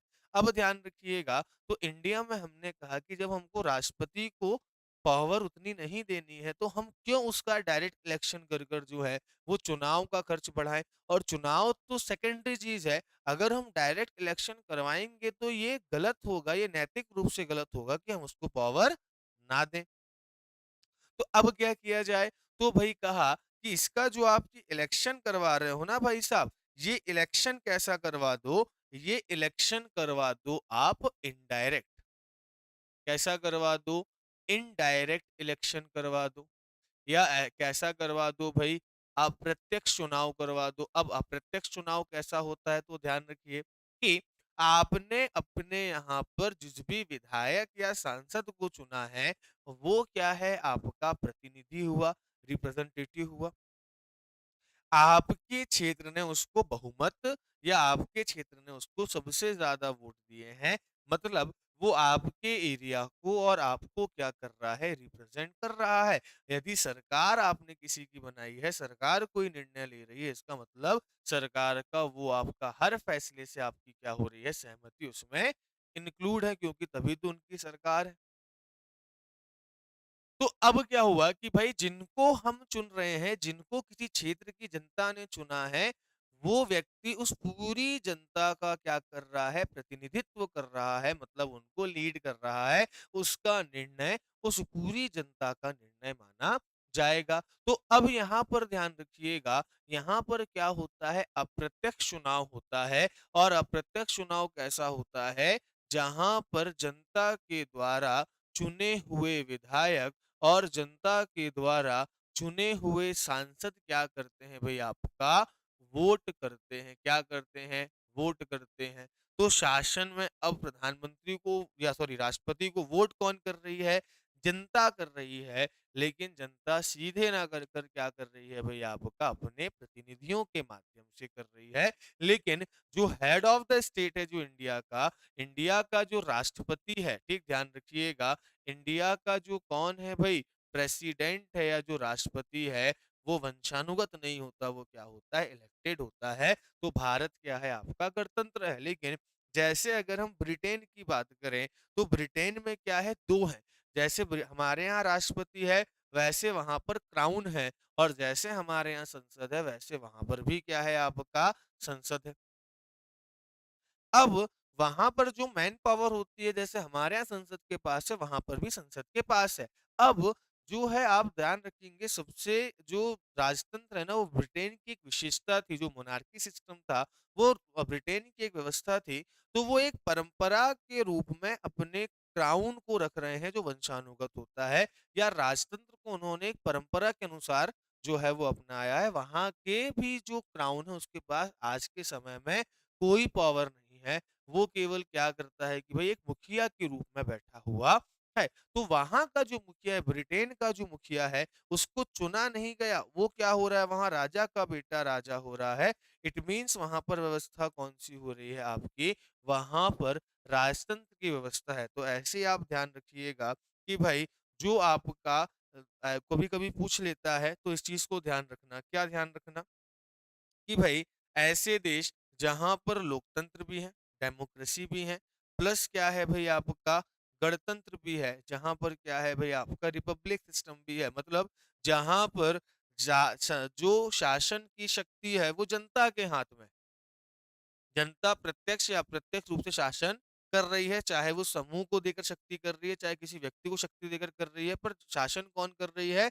जनता कर रही है। प्लस वहां का हेड ऑफ द स्टेट चुना हुआ होता है। तो ऐसे के उदाहरण आपका एक तो इंडिया ही हो जाएगा, है ना, और दूसरा क्या हो जाएगा भाई? यूएसए भी हो जाएगा। पर अगर हम बात करें कि अगर आपसे पूछ ले कि कहीं पर लोकतंत्र, मतलब शक्ति जनता के हाथ में होगी, प्लस क्या पाया जाता हो? आपका राजतंत्र पाया जाता हो, मोनार्की सिस्टम पाया जाता है, तो हाँ भाई, ऐसा देश कौन सा है आपका? ब्रिटेन भी है, जापान भी है, जहां पर राजतंत्र व्यवस्था को अपनाया गया है। हालांकि उनके पास पावर नहीं है। पावर किसके हाथ में? जनता के पास में। और जनता जो है वो अपने प्रतिनिधियों को शक्ति देकर क्या करती है भाई आपका? जो है वो इस पावर का इस्तेमाल करती है। ठीक। तो यहाँ पर लोकतंत्र भी हमने समझ लिया, रिपब्लिक सिस्टम भी हमने समझ लिया और साथ ही साथ में राजतंत्र व्यवस्था को भी हमने क्या कर लिया भाई, समझ लिया। तो अभी हमारी कितनी विशेषताएं हो गई भाई, दो। मैंने कहा था ना कि ये चैप्टर बहुत इंपॉर्टेंट है, क्योंकि इसके अंदर आप एक एक शब्द का गंभीरता से अर्थ समझेंगे ना। अगर हमको अर्थ समझ में आ जाता है किसी चीजों का, तो फिर हमको समस्या नहीं होती है। ठीक, चलिए। तीसरा जो को है, वो है आपका विभिन्न स्रोतों से विहित। इस पर हम चर्चा करेंगे जब हम करेंगे संविधान की आलोचना, है ना? जब हम संविधान और संविधान सभा की आलोचना ही करेंगे, तब हम देखेंगे कि भई संविधान के बारे में ऐसा कहा जाता है कि संविधान, जो भारत का संविधान है, वो कार्बन कॉपी है, या भारत का संविधान जो है, वो दूसरे देशों से उधार लिया हुआ संविधान है, बोरो कॉन्स्टिट्यूशन है, या फिर अगर हम बात करें तो इसको कॉपी पेस्ट करके बनाया गया है। इस तरीके की क्रिटिसाइज़ जो है वो संविधान और संविधान सभा को किया जाता है। तो इससे जुड़ा हुआ भी प्रश्न आता है, जिसके बारे में हम जब चर्चा करेंगे, ठीक, बाद में। अभी ध्यान रखिएगा कि भारत का संविधान जो है वो क्या है भाई, आपका विभिन्न स्रोतों से विहित है, क्योंकि हमको संविधान बनाने का आइडिया नहीं था और हमने क्या किया, लगभग 60 देशों के संविधान को पढ़ा और 60 देशों के संविधान को पढ़ने के बाद हमने क्या किया, अपना संविधान बनाया। उसमें से जो भी चीज़ हमको अच्छी लगी, तो हमने उन अच्छी बातों को क्या कर लिया भाई, अपना लिया, है ना? अच्छी बातों को क्या कर लिया, हमने अपना लिया। तो ये बात ध्यान रखना। अभी हम जब आपका अगला जो चैप्टर होगा, उसमें हम देखेंगे भारतीय संविधान के विभिन्न सोर्स, या ऐसे कौन-कौन से देश हैं जहाँ से हमने कोई-कोई प्रावधान लिया है, और उसको समझते हुए चलेंगे। ठीक, चलिए। इसके बाद अगर हम बात करें, तो अगला जो टर्म है वो क्या है कि भाई भारत का जो संविधान है, वो भारत को क्या करता है, एक समाजवादी और पंथ निरपेक्ष राज्य बनाता है। क्या बनाता है? एक सोशलिस्ट और एक सेक्युलर स्टेट बनाता है। क्या बनाता है? सोशलिस्ट और सेक्युलर स्टेट बनाता है। आइए इसको भी जरा हम समझ लें। ठीक, चलो। तो यहाँ पर अगर हम बात करें दोस्तों, तो 2 टर्म्स आपके लिखे हुए हैं, ठीक? ध्यान रखना कितने टर्म्स लिखे हुए हैं, 2 टर्म्स लिखे हुए हैं। एक टर्म तो कौन-सा हो गया? एक टर्म हो गया आपका समाजवाद, ठीक? कौन-सा हो गया? समाजवाद टर्म हो गया, या जिसको हम क्या कहेंगे भई, आपका सोशलिस्ट कहेंगे। और दूसरा जो आपका हो गया, वो क्या लिखा हुआ है भई, आपका धर्मनिरपेक्ष, या इसको आप क्या कह लीजिए, पंथ निरपेक्ष। हिंदी में थोड़ा-सा अलग-अलग होता है, लेकिन इंग्लिश में लगभग इसके लिए एक ही शब्द यूज़ किया जाता है। क्या शब्द यूज़ किया जाता है भई, आपका सेक्युलर यूज़ किया जाता है, या सेक्युलर स्टेट यूज़ किया जाएगा। चलिए। अब इन दोनों के क्या मतलब है, इनको हम समझते हैं। देखिए, समाजवाद का सीधा मतलब क्या होता है?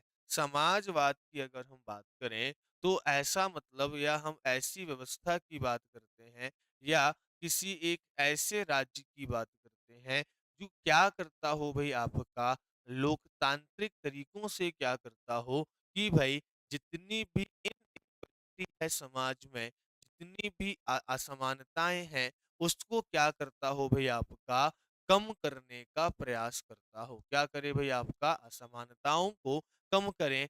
अब चाहे वो असमानता कैसी हो भई, आपका इकोनॉमिकल हो, ठीक? वो कैसी हो भई, आपका इकोनॉमिकल, या अगर हम बात करें तो आर्थिक असमानता हो, चाहे वो कैसी हो भई, आपकी सामाजिक असमानता हो, या आपका कैसा हो भई, सोशल बैकवर्डनेस हो, या अगर हम देखें तो सामाजिक, ठीक? मतलब यहाँ पर सरकार क्या करती है, सरकार जो है कुछ कल्याणकारी योजनाओं के माध्यम से, या सरकार अपने प्रयासों के माध्यम से क्या करती है कि भाई जो आपका बहुत ज्यादा अनइक्वलिटी है, जो बहुत ज्यादा डिफरेंस है, ठीक, जो बहुत ज्यादा क्या है भाई, आपके डिफरेंसेस हैं अमीर गरीब में, है ना? ध्यान रखिएगा। आर्थिक हो गया, आर्थिक में कैसा कि भाई आपके जो अमीर गरीब का जो अंतर है, उसको क्या करे भई, आपका कम करे। और ये क्या करती है कि जो रिसोर्सेज होते हैं ना, जो संसाधन होते हैं, ध्यान रखना, जो क्या होते हैं भई, आपके रिसोर्सेज होते हैं ना, इन रिसोर्सेज पर किनका कंट्रोल होता है, तो इन पर जो है वो कंट्रोल या नियंत्रण करती है कौन भाई? आपका स्टेट करती है, या अगर हम बात करें तो आपका राज्य करता है, या इसको आप कह सकते हैं क्या कि एक तरीके से सरकार के अंडर में होती है ना। संविधान में स्टेट का मतलब, राज्य का मतलब जो है वो केंद्र सरकार भी होती है, वो राज्य सरकार भी होती। ठीक। तीसरा कि भाई भारत में जो भारत का समाजवाद है, ध्यान रखिएगा, भारत का जो समाजवाद है ना, उसको क्या कहा जाता है? भारत के समाजवाद को या जो इंडिया का सोशलिज्म है, उसको कहा जाता है लोकतांत्रिक समाजवाद। क्या कहा जाता है? डेमोक्रेटिक जो है वो आपका सोशलिज्म कहा जाता है। तो भाई ध्यान रखिएगा, भारत का जो लोक आपका समाजवाद है, इसको हम क्या नाम दे रहे हैं?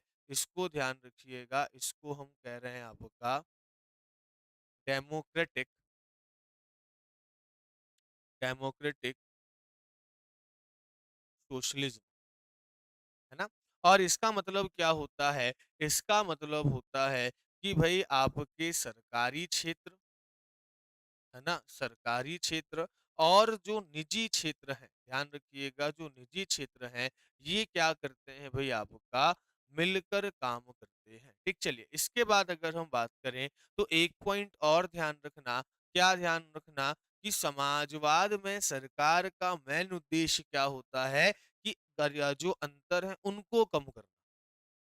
ठीक? तो ये क्या करती है, जो रिसोर्सेज़ होते हैं ना, उस रिसोर्सेज़ पर जो है वो एकाधिकार नहीं करने देती। कि समाजवाद का एक और जो है वो एक तरीके से हम देखें तो एक और पक्ष होता है जिसको हम कम्युनिज़्म कहते हैं, साम्यवाद कहते हैं। साम्यवाद जो है वो संघर्ष की बात करता है, वो वायलेंस की बात करता है। वो कहता है कि स्टेट होना ही नहीं चाहिए, जबकि समाजवाद ये कहता है कि भाई समाजवाद में जो स्टेट है ना, जो राज्य है ना, उसकी भूमिका एक वेलफेयर स्टेट की होती है, कल्याणकारी राज्य की होती है। तो देखिए, कम्युनिज्म एक साम्यवादी व्यवस्था है, वो भी असमानता को समाप्त करना चाहती है और वो उसके लिए क्या कहती है कि भाई राज्य को खत्म कर दो, जितने भी रिसोर्सेज है वो जनता के हाथ में कर दो, जनता क्या कर देगी? उसको इक्वल इक्वल बांट लेगी। जबकि जो आपका समाजवाद व्यवस्था है, ये लोकतांत्रिक तरीके से समानता जो है वो लाना चाहती है, असमानताओं को कम करना चाहती है। उदाहरण के तौर पर अगर हम बात करें, तो सरकार किसकी भूमिका निभाती है भई इसमें? जो सरकार है ना, ये सरकार एक, ध्यान रखिएगा, वेलफेयर स्टेट, या जिसको हम क्या कह सकते हैं, जिसके लिए हम एक टर्म यूज़ करेंगे, कल्याणकारी राज्य की भूमिका निभाती है। अब कैसे निभाती है? तो समझिएगा कि जैसे मानकर चलिए कोई अमीर व्यक्ति है, सरकार को वो क्या दे रहा है भई? आपका टैक्स दे रहा है। क्या दे रहा है? कर दे रहा है। किसको दे रहा है भई? गवर्नमेंट को दे रहा है। ठीक? अब ध्यान रखिए, गवर्नमेंट इस पैसे का क्या कर रही है? इस पैसे से जो है वो आपका अलग-अलग काम कर रही है और उस काम में एक काम क्या होता है भई? आपका योजना बनाती है, या अगर हम बात करें तो कुछ आपकी क्या निकालती है भई? स्कीम्स निकालती है। और इस स्कीम का जो बेनिफिट होता है, इस स्कीम का जो लाभ होता है, जो बेनिफिट होता है, ये लाभ किसको मिलता है? तो जो आपका लोअर ग्रुप है ना? या जो आपका लोअर सोसाइटी है, या जिसको हम कह सकते हैं कि पुअर पीपल है, या समाज का जो निम्न वर्ग है ना, उसको क्या मिलता है? इसका लाभ मिलता है। तो इसके करने से क्या होता है कि भई इसका भी जो लाइफ़स्टाइल है, या इसका जो जीवन स्तर है, वो क्या होता है? सुधरता है। और इससे क्या होती है भई? इससे जो असमानता है ना, उस असमानता या अनइक्वालिटी में क्या आती है? कमी आती है। तो ये चीज़ क्या रखिएगा आप ध्यान रखिएगा, ये एक ऐसी व्यवस्था हो गई, एक तरीके की समाजवाद व्यवस्था हो गई। अब आते हैं पंथ निरपेक्ष पर। तो पंथ निरपेक्ष का मतलब समझिएगा, पंथ निरपेक्ष के मतलब होते हैं 2, ठीक? तो जहाँ पर भी सेक्युलर शब्द आ जाए, तो ध्यान रखिएगा भाई साहब, इस सेक्युलर शब्द के जो है ना, वो आपके क्या होंगे भाई? 2 अर्थ होंगे, ठीक? ध्यान रखिएगा कितने अर्थ होंगे आपके?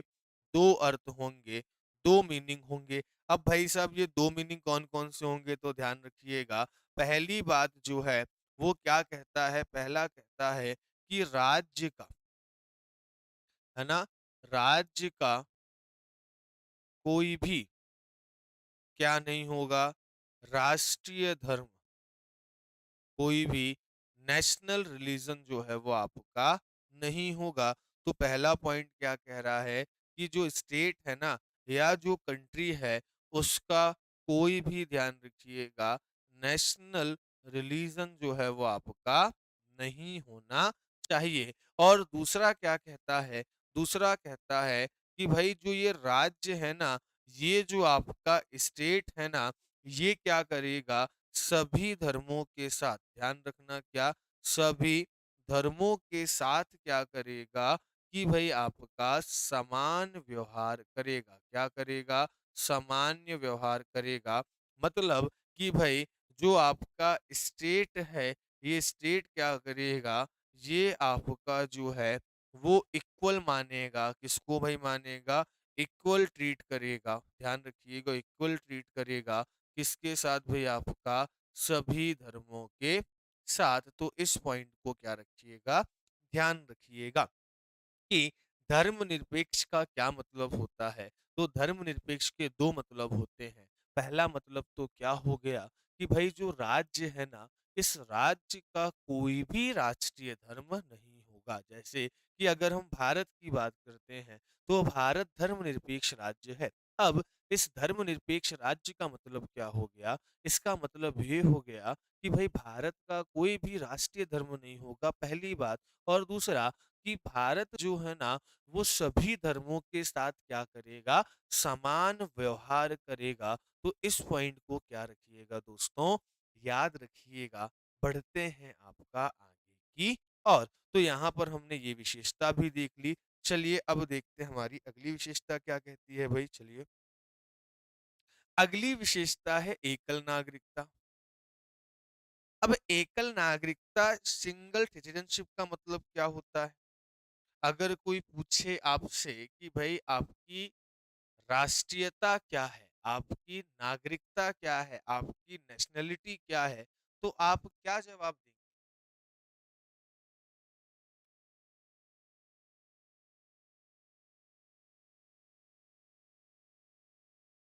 चलिए, अगर आपसे कोई ये पूछता है कि आपकी राष्ट्रीयता क्या है, आपकी नेशनलिटी क्या है, तो चाहे आप मध्य प्रदेश से हो, चाहे आप बिहार से हो या भारत के किसी भी स्टेट से हो, आप क्या कहोगे कि गर्व से कहिए, हम भारतीय हैं, वी आर इंडियंस।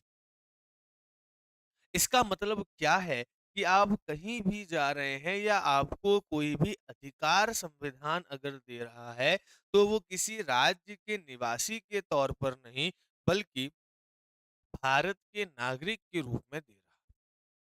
तो इसीलिए हम क्या कहेंगे कि भाई जो भारत है ना, भारत के जितने भी लोग हैं उनके पास एक ही नागरिकता है, वो क्या है, आपकी भारतीय। क्या आपके पास मध्य प्रदेश की कोई नागरिकता है क्या, नहीं। क्या आपके पास बिहार की कोई नागरिकता है क्या, नहीं।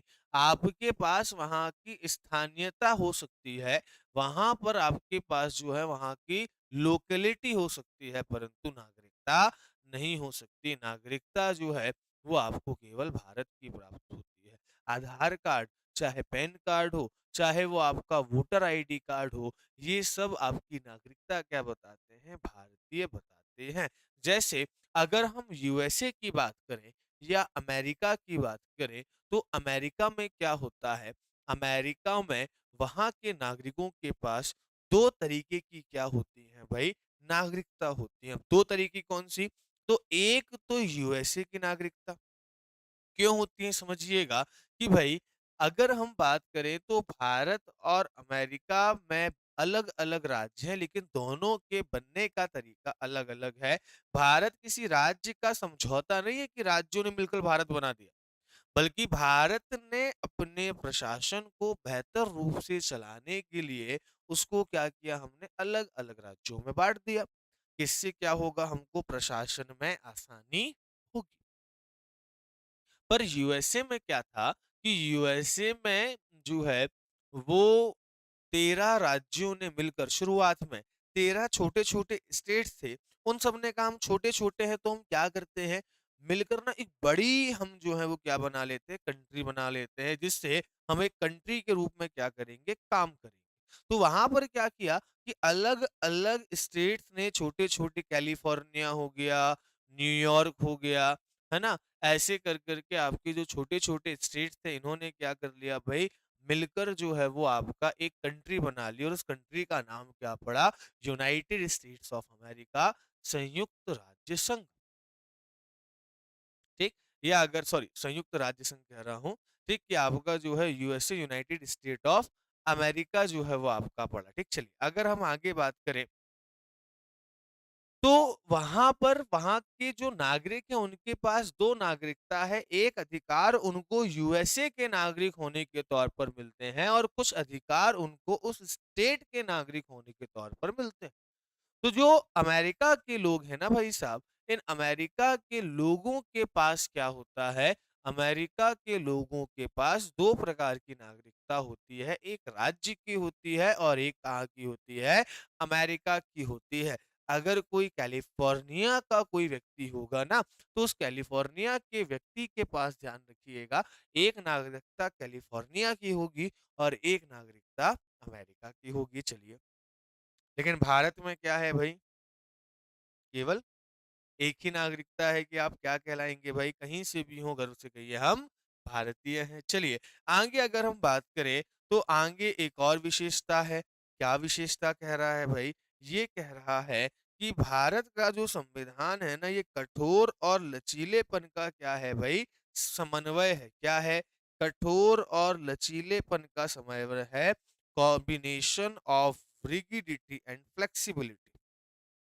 अब कठोर और लचीलापन क्या होता है, ये तो अभी-अभी हमने समझा था थोड़ी देर पहले, जहाँ पर मैंने आपको संविधान के प्रकार बताए थे कि भाई ऐसा संविधान जिसमें आसानी से परिवर्तन हो जाए, वो क्या होगा, आपका फ्लेक्सिबल कॉन्स्टिट्यूशन होगा, या उसको हम क्या कहेंगे भई, आपका नम्य या लचीला संविधान कहेंगे। और ऐसा संविधान जिसमें बहुत आसानी से परिवर्तन ना हो, जिसमें क्या हो भई, आपका परिवर्तन कठिन हो, ऐसे को हम क्या कहेंगे भई, आपका ऐसे संविधान को हम कठोर संविधान।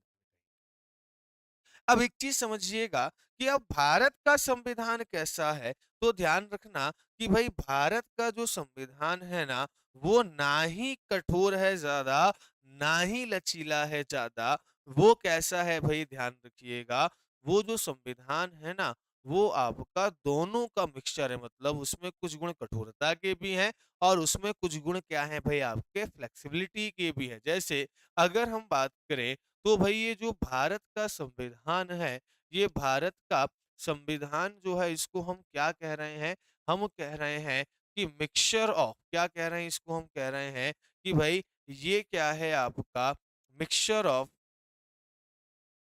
Mixture of flexibility, flexibility and rigidity,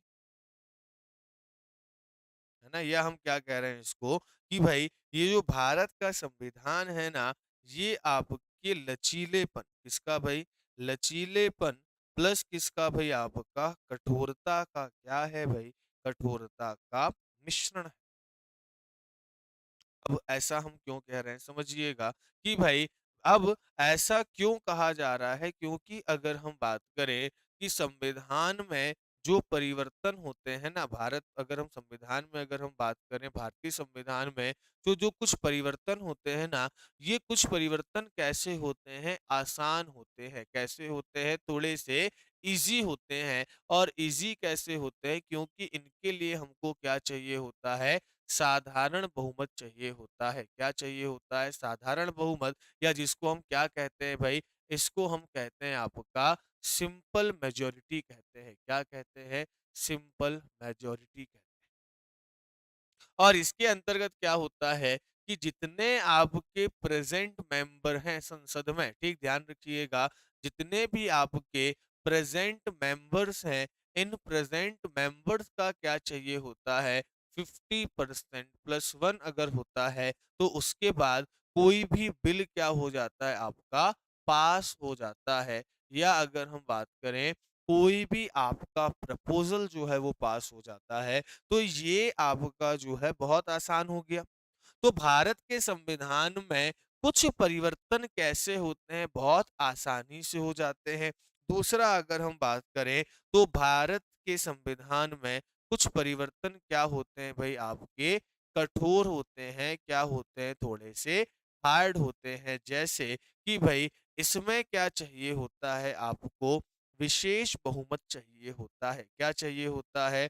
विशेष बहुमत। देखो, अब मैं आज आपको ये चीज बता रहा हूँ, वैसे तो मुझे ये चीज संविधान संशोधन में बतानी चाहिए थी, लेकिन मैं आज बता रहा हूँ, तो मैं उम्मीद करूंगा कि जब संविधान संशोधन पढ़ाऊंगा तब मैं आपको यहाँ पर इतनी डिटेल नहीं बताऊंगा। ठीक, चलिए। तो विशेष बहुमत का मतलब क्या होता है? विशेष बहुमत को हम क्या कहते हैं भाई आपका, स्पेशल मेजोरिटी कहते हैं। क्या कहते हैं भाई आपका?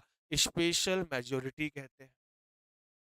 और स्पेशल मेजोरिटी का मतलब क्या होता है? तो स्पेशली मेजोरिटी का मतलब होता है आपका 50% या 50% plus one of total members. ध्यान रखिएगा, यहाँ पर क्या है? टोटल मेंबर्स है। ठीक, यहाँ पर 50+1 किसका है भाई? आपके प्रेजेंट मेंबर का है। यहाँ पर किसका है? टोटल मेंबर्स का है। ठीक, और साथ ही साथ में इतना ही नहीं, अभी और रुक जाओ भाई, प्लस प्लस जो है वो आपका 2/3 वोट ऑफ प्रेजेंट मेंबर। अब ध्यान रखना, सिंपल मेजोरिटी में अगर हम बात करें तो सिंपल मेजोरिटी में जो है वो आपका प्रेजेंट और वोट करने वाले लोगों का ½ चाहिए था। मतलब अगर संसद में 545 लोग हैं, उसमें से 543 अगर मान लीजिए आपका जो है अभी मेंबर्स हैं, तो जितने लोग वहां पर वोट करने वाले हैं, जैसे मानकर चलिए एक एग्जांपल के फॉर्म में कि भाई अगर हम देखें तो संसद में आपका 545 मेंबर्स हो रहे हैं। अब इन 545 मेंबर्स में अगर हम बात करें, ठीक, कि अब 200 लोग मान के चलो आए हैं, और 200 लोग अगर मानकर चलिए आए हैं, तो अगर कोई बिल आता है और उसको 100+1 मिल जाता है, क्योंकि 200 का आधा कितना हुआ? 100, है ना? और 100 से एक ज्यादा उनको चाहिए, तो वो क्या हो गया? 50%+1। लेकिन अगर मानकर चलिए सिंपल में अगर हम स्पेशल मेजोरिटी की बात करते हैं, तो स्पेशल मेजोरिटी में हमको भाई टोटल मेंबर्स का मतलब जितने टोटल मेंबर्स है ना, चाहे लोकसभा में हो, चाहे वो किस में हो, राज्यसभा में हो, चाहे वो बिल किस में आया हो, विधानसभाओं में आया हो, तो जितने भी आपके वहां के टोटल मेंबर्स हैं उनका आधा चाहिए, प्लस जितने लोग आए हैं उनका 2/3 चाहिए भाई साहब। तो ये प्रक्रिया क्या है? कुछ कठिन है। और तीसरी प्रक्रिया तो भाई क्या है? अगर हम बात करें तो तीसरी प्रक्रिया जो आपकी होगी वो और ज्यादा कठिन है, और ज्यादा हार्ड है। कैसे?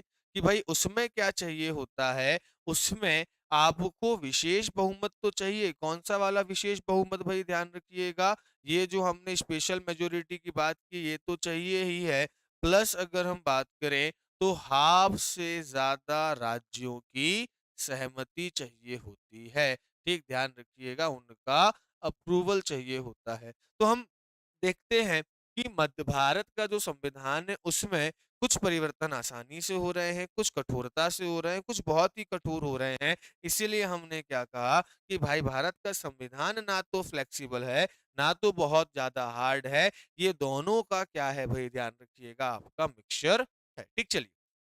इसके बाद अगला पॉइंट क्या है भाई आपका? एकीकृत और स्वतंत्र न्यायपालिका, मतलब इंटीग्रेटेड एंड इंडिपेंडेंट अब जो है वो जुडिशरी। अब इसका अर्थ क्या होता है समझिए, यहाँ पर दो शब्द का यूज किया गया है। भाई साहब ये दो शब्द कौन कौन से हैं जरा देख लेते हैं। इसमें हमने क्या कहा कि भाई भारत की जो जुडिशरी है,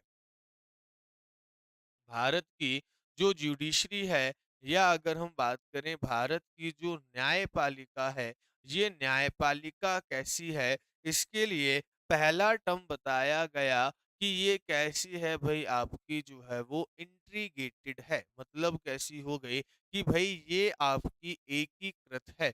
और दूसरा क्या कह दिया गया है?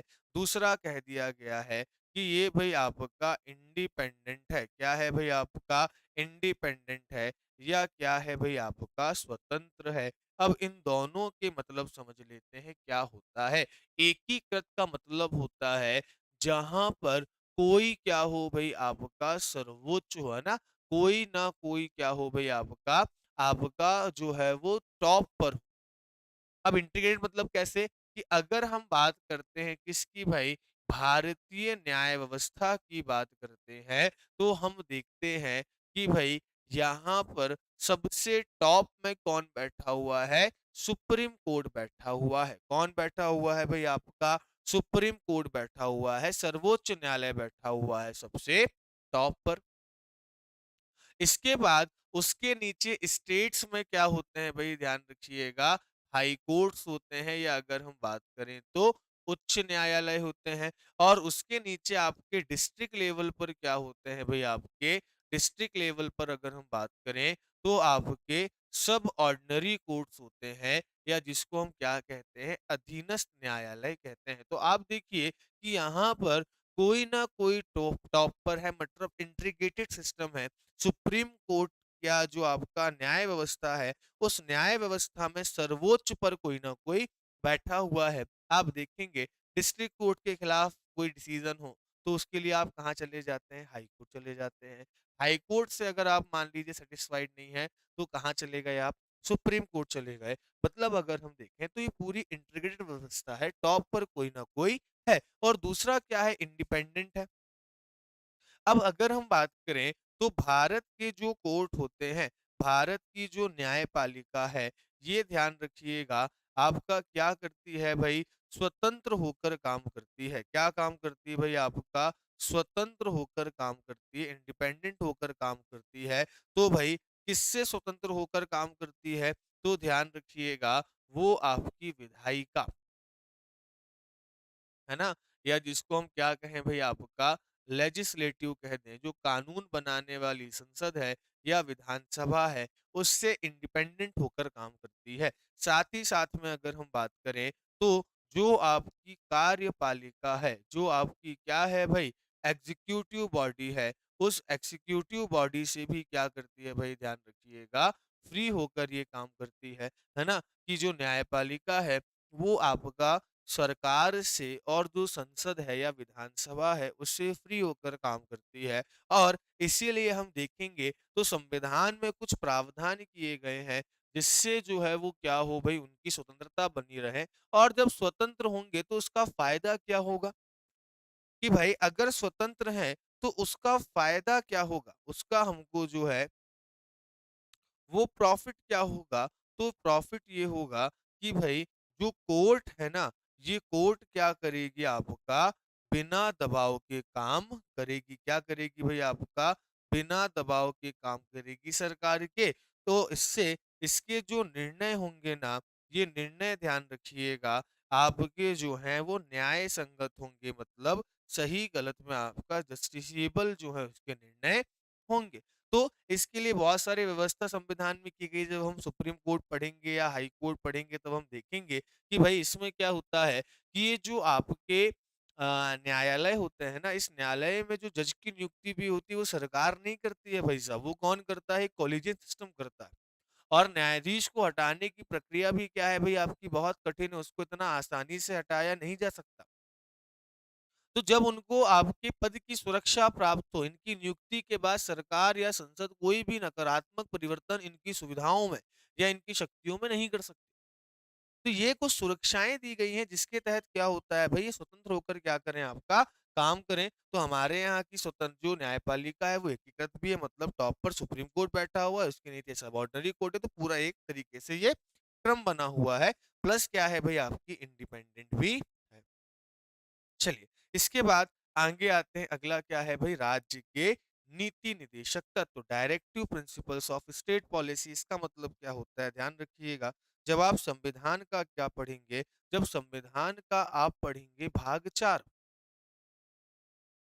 उस भाग 4 में कुछ ऐसे प्रिंसिपल कुछ ऐसे निर्देश बताए गए हैं, जो क्या करना चाहिए सरकार को फॉलो करना चाहिए या संसद को कानून बनाते समय फॉलो करना चाहिए। इनको कहा गया directive principles of state policy, मतलब ऐसे सिद्धांत जो राज्य के नीति निर्माण, जब भी वो कोई पॉलिसी बना रहा है, जब भी कोई वो योजना बना रहा है, जब भी वो कोई कार्य कर रहा है, तो वो एक बार डीपीएसपी को देख ले कि उनके हिसाब से काम हो रहे हैं या नहीं हो रहे। जैसे आप देखेंगे कि भाई जो पेंशन वगैरह दी जाती है बुजुर्गों को, या जो आपके जो दिव्यांग लोग हैं उनको जो पेंशन दी जा रही है, या जो सरकार पोषण के लिए काम कर रही है, न्यूट्रिशन के लिए काम कर रही है, जो सरकार पर्यावरण के लिए काम कर रही है, जो पंचायत व्यवस्था हो गई, या अभी जो यूसीसी आ रहा है ये व्यवस्था हो गई, ये सारी व्यवस्थाएं अगर हम बात करें ना, तो ये कहाँ लिखी हुई है? डीपीएसपी में लिखी हुई है।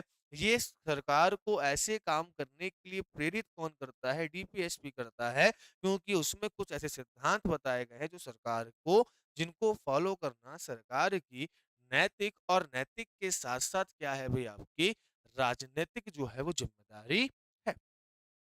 फिर अगर हम बात करें तो संघीय शासन प्रणाली, अब देखिए थोड़ा-सा अंतर समझिएगा कि शासन व्यवस्था भी अगर हम बात करें तो कितने प्रकार की हो सकती है भई? शासन व्यवस्था 2 प्रकार की हो सकती है, ठीक? अगर हम देखें तो शासन व्यवस्था जो है वो शक्तियों के पृथक्करण के आधार पर, ठीक? कितने प्रकार की हो सकती है? शासन व्यवस्था जो है वो आपकी 2 प्रकार की हो सकती है। एक होती है एकात्मक, है ना? या जिसको हम कहते हैं एकीकृत, या जिसको हम कहते हैं आपका इंटीग्रेटेड। और दूसरी कौन-सी होती है संघात्मक,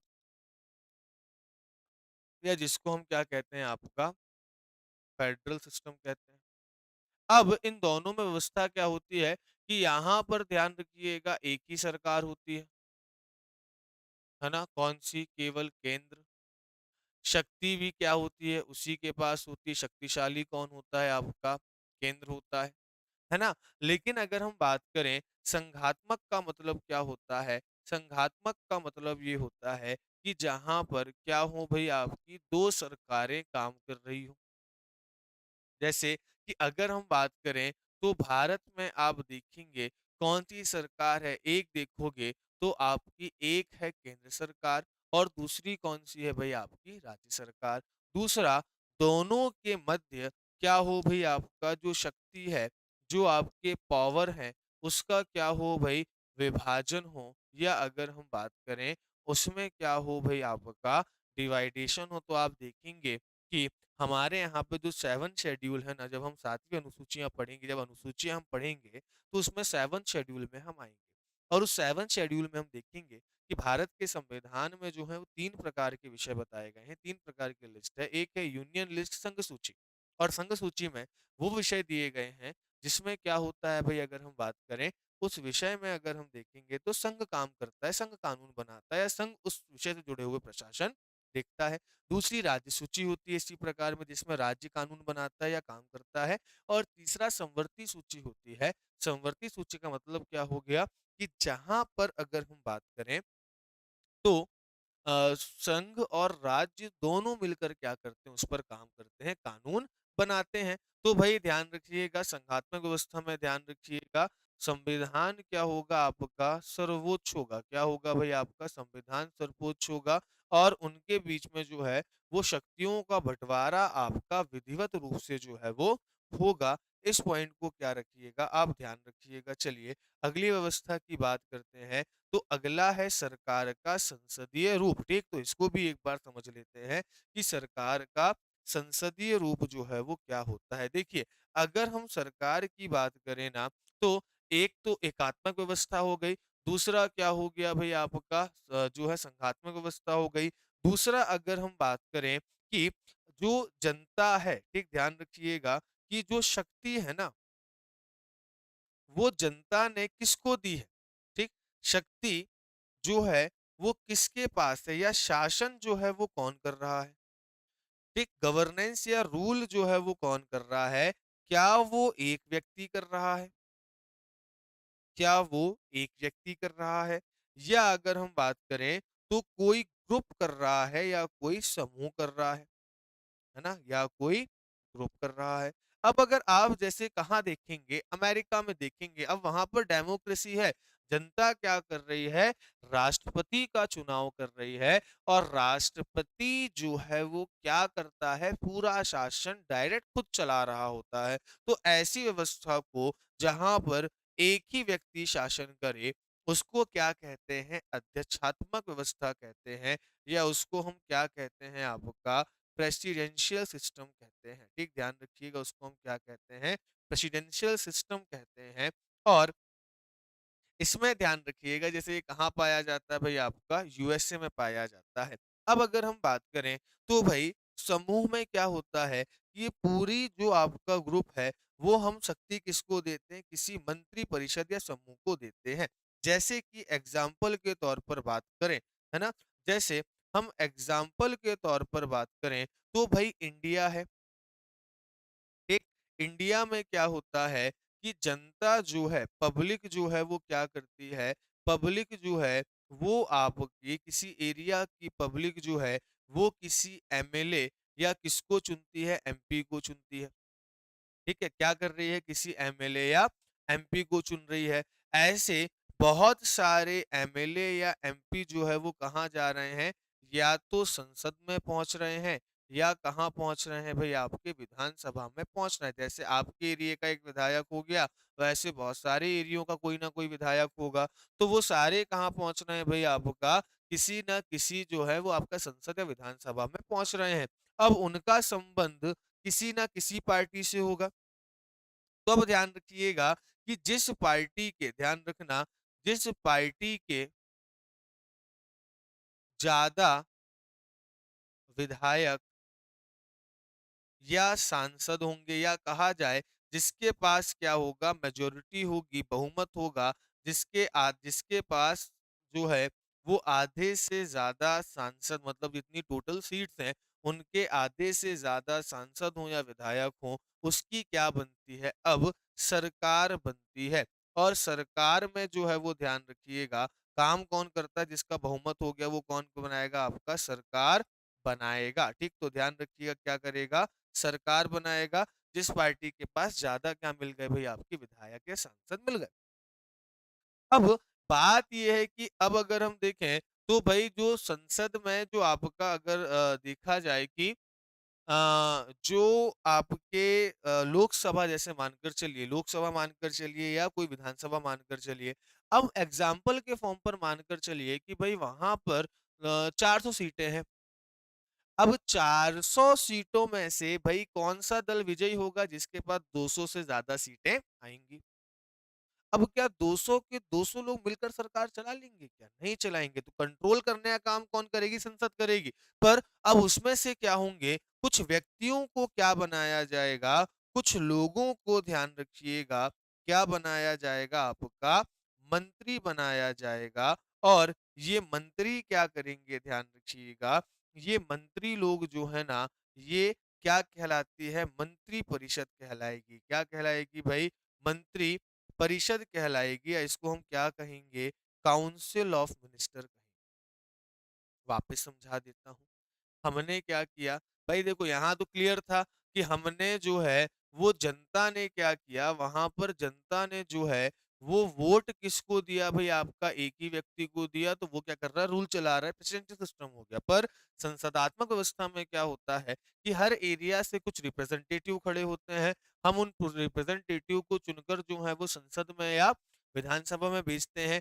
जिस पार्टी के पास ज्यादा सांसद या बहुमत, आपका सांसद या विधायक हो, या जिस भी पार्टी के पास लोकसभा या जो आपका विधानसभा है वहां की ज्यादा सीटें होती हैं, वो क्या करता है, अपनी सरकार बनाता है। अब सरकार के सभी व्यक्ति जो हैं वो तो आपका शासन चला नहीं सकते, सभी को तो हम मंत्री बना नहीं सकते। तो हम क्या करते हैं, कुछ लोग को मंत्री बनाते हैं, जितने टोटल मेंबर्स उनका 15% उनको क्या बनाया जाता है, मंत्री बनाया जाता है। उसको हम क्या कहते हैं, काउंसिल ऑफ मिनिस्टर, या इसी को हम क्या कहते हैं, सरकार कहते हैं। तो यहाँ पर हमने जो पावर दे के रखी है वो ग्रुप को देकर रखी है। प्रधानमंत्री भी तब तक आपका जो है वो पीएम है, या आपका काम कर सकता है जब तक उसके पास क्या है, बहुमत है। तो हमने जो है ना वो शक्ति जो है लोकसभा को देकर रखी है। हमारे प्रतिनिधि कहाँ बैठे हैं, लोकसभा में बैठे हुए हैं। तो जो पावर दी है हमने किसको दी है, एक समूह को दी है, वो समूह आपका काम कर रहा है। तो ऐसी व्यवस्था को हम क्या कहते हैं भाई, संसदीय व्यवस्था कहते हैं, ध्यान रखिएगा। ठीक, चलिए बढ़ते हैं आपका आगे दोस्तों। इसके बाद अगला है न्यायिक पुनरावलोकन। क्या है भाई आपका न्यायिक पुनरावलोकन? अब न्यायिक पुनरावलोकन का मतलब क्या होता है, या अगर हम बात करें तो जुडिशियल रिव्यू का मतलब क्या होता है? ठीक, चलिए। तो अब अगर हम बात करें किसकी भाई, जुडिशियल रिव्यू की बात करें, या हम बात करते हैं न्यायिक पुनरावलोकन की, इसका मतलब क्या होता है समझिएगा। न्यायिक पुनरावलोकन मतलब कि जस्टिस को एक बार वापस देखना। पुनरावलोकन मतलब क्या होता है, वापस देखना। तो रिव्यू का मतलब क्या हो गया, फिर से देखना। अब एक चीज समझिएगा कि कोर्ट में जो भी लोग बैठे हुए हैं वो क्या है भाई, कोर्ट में जज बैठे हैं। जज क्या है, आपके इंसान है, और वो डिसीजन किसके आधार पर दे रहे हैं, सबूतों के आधार पर दे रहे हैं, गवाहों के आधार पर दे रहे हैं। अब मानकर चलिए कि कोई ऐसा केस होता है जिसमें किसी ए व्यक्ति को, जो ए और बी के बीच कोई केस चल रहा है, और उस ए व्यक्ति को जो है वो सबूतों और गवाहों के आधार पर क्या कर दी जाती है भाई, सजा दे दी जाती है कि उसको 7 साल की सजा दे दी गई। अब बाद में क्या होता है कि कोई नया फैक्ट उस इंक्वायरी में आता है, कुछ नए तथ्य सामने आते हैं, और उन ये तथ्यों से ये पता चलता है कि भाई जो ए व्यक्ति जिसको हमने सजा दी थी वो तो गुनहगार नहीं है, गुनहगार कोई और है। तो अब अगर मानकर चलिए, अगर सुप्रीम कोर्ट या हाई कोर्ट या कोई भी कोर्ट अपने डिसीजन को बदलने की पावर उसके पास ना हो, या अगर वो अपने निर्णय को चेंज ना कर सके, तो एक बेगुनाह व्यक्ति को भी जो है वो क्या मिल सकता है, आपका सजा मिल सकती है, उसके साथ अन्याय हो सकता है, या कोर्ट को अपनी गलती सुधारने का मौका भी नहीं मिल सकता। इसके लिए हमने क्या किया, एक जुडिशियल रिव्यू के कॉन्सेप्ट को अपनाया, जिसमें क्या हो सकता है, पहली चीज तो क्या कि जो कोर्ट है, इसमें ध्यान रखिएगा, जो कोर्ट है वो अपने निर्णय को क्या कर सकती है, पहली चीज तो चेंज कर सकती है। क्या कर सकती है, चेंज कर सकती है, परिवर्तित कर सकती है। दूसरा पॉइंट क्या है, दूसरा पॉइंट ये है कि जब भी कोई कानून बनता है तो उस कानून के बनने की एक प्रक्रिया होती है कि पहले या तो वो संसद के एक सदन में आएगा, लोकसभा या राज्यसभा में आएगा, वहां से जब पास होगा तो दूसरे हाउस में जाएगा, राज्यसभा या लोकसभा में जाएगा, जो भी सेकंड हाउस है, और उसके बाद कहाँ जाएगा, राष्ट्रपति के पास जाएगा। पास होने के बाद जब राष्ट्रपति हस्ताक्षर कर देगा तो वो क्या बन जाएगा, कानून बन जाएगा। तो ये क्या देखता है, एक जुडिशियल रिव्यू ये भी होता है कि वो ये देखता है कि भाई संसद या विधायिका या जो लेजिस्लेटिव है ना, ये जो आपका कानून बना रही है, इस कानून को बनाने में जो है वो सही प्रोसेस फॉलो किया है या नहीं किया है। तो भाई यहाँ पर क्या देखती है, सही प्रोसेस या प्रक्रिया को फॉलो किया है कि नहीं किया है। अगर फॉलो नहीं किया है तो उसको अमान्य घोषित भी कर सकती है।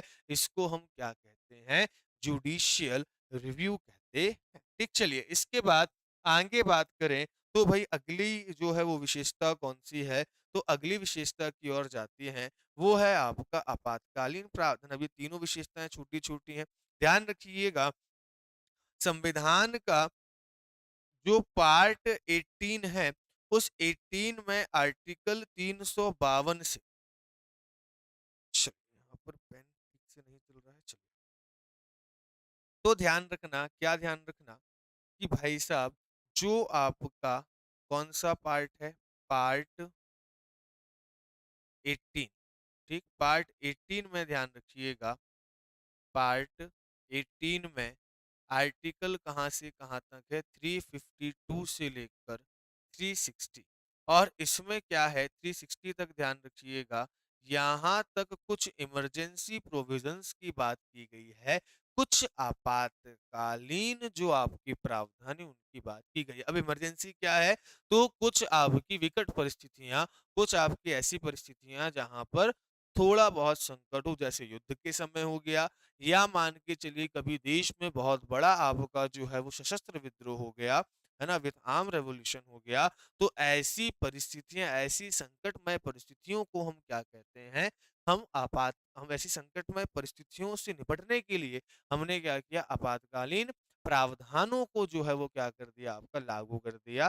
जिसमें क्या होता है, 352 आर्टिकल 352 नेशनल इमरजेंसी की बात करता है कि जब भी कभी युद्ध हो या कभी भी आपका विथाम रिजोल्यूशन होता है, या अगर हम बात करें आपका विथाम रिवोल्ट होता है या सशस्त्र विद्रोह होता है, शस्त्रों के साथ कोई विद्रोह हो जाता है देश में, दंगा फसाद शस्त्रों के साथ हो जाता है, तो ऐसी स्थितियों से निपटने के लिए सरकार क्या करती है, पूरी शक्ति अपने हाथ में ले लेती है।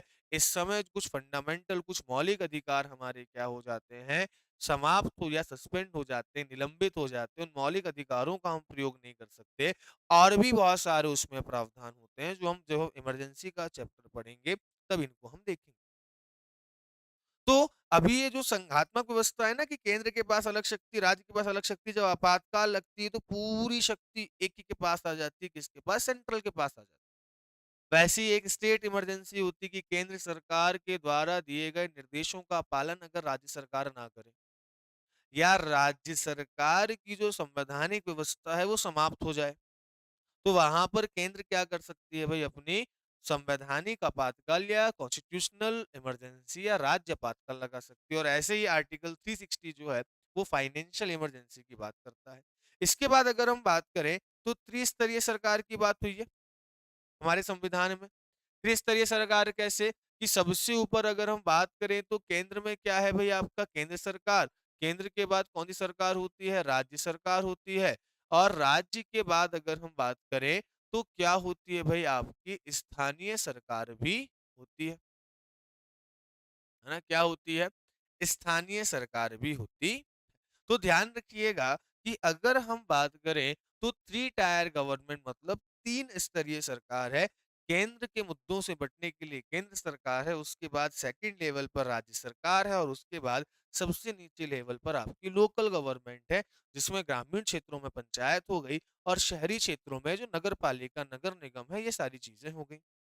इसके बाद सार्वभौमिक वयस्क मताधिकार, या अगर हम बात करें तो भाई आपका यूनिवर्सल एडल्ट वोटिंग, जिसको हम कहते हैं सफरेज कहते हैं, इसका मतलब क्या होता है, सार्वभौमिक मतलब सभी को, जो लोग वयस्क हो जाएं, एडल्ट हो जाएं, उनको क्या है भाई, मत करने का या वोट करने का अधिकार है।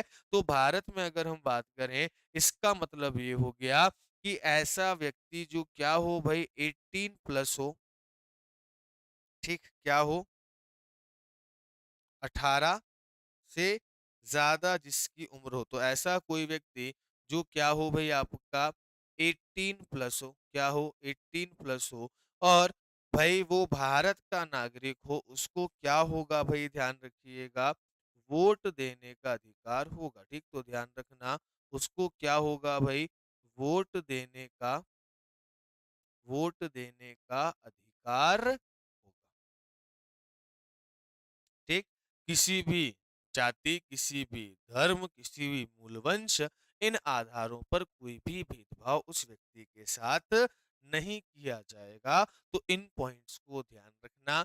यहाँ पर आज हम भारत के संविधान की जो प्रमुख विशेषताएं हैं उनको हम करते हैं समाप्त, है ना। अब इसके बाद हम जो हैं वो अगले लेक्चर में देखेंगे कि कौन कौन से सोर्स थे, कहाँ-कहाँ से हमने क्या-क्या लिया, किस-किस देश से हमने जो है वो कौन-कौन से प्रावधान लिए, और अगर हमारे पास समय रहा कुछ अगले लेक्चर में, तो हम संविधान सभा और संविधान की आलोचनाएँ भी देख लेंगे, और फिर उस टॉपिक को हम खत्म करेंगे। तो मिलते हैं दोस्तों बहुत जल्द, तब तक के लिए जय हिंद, धन्यवाद।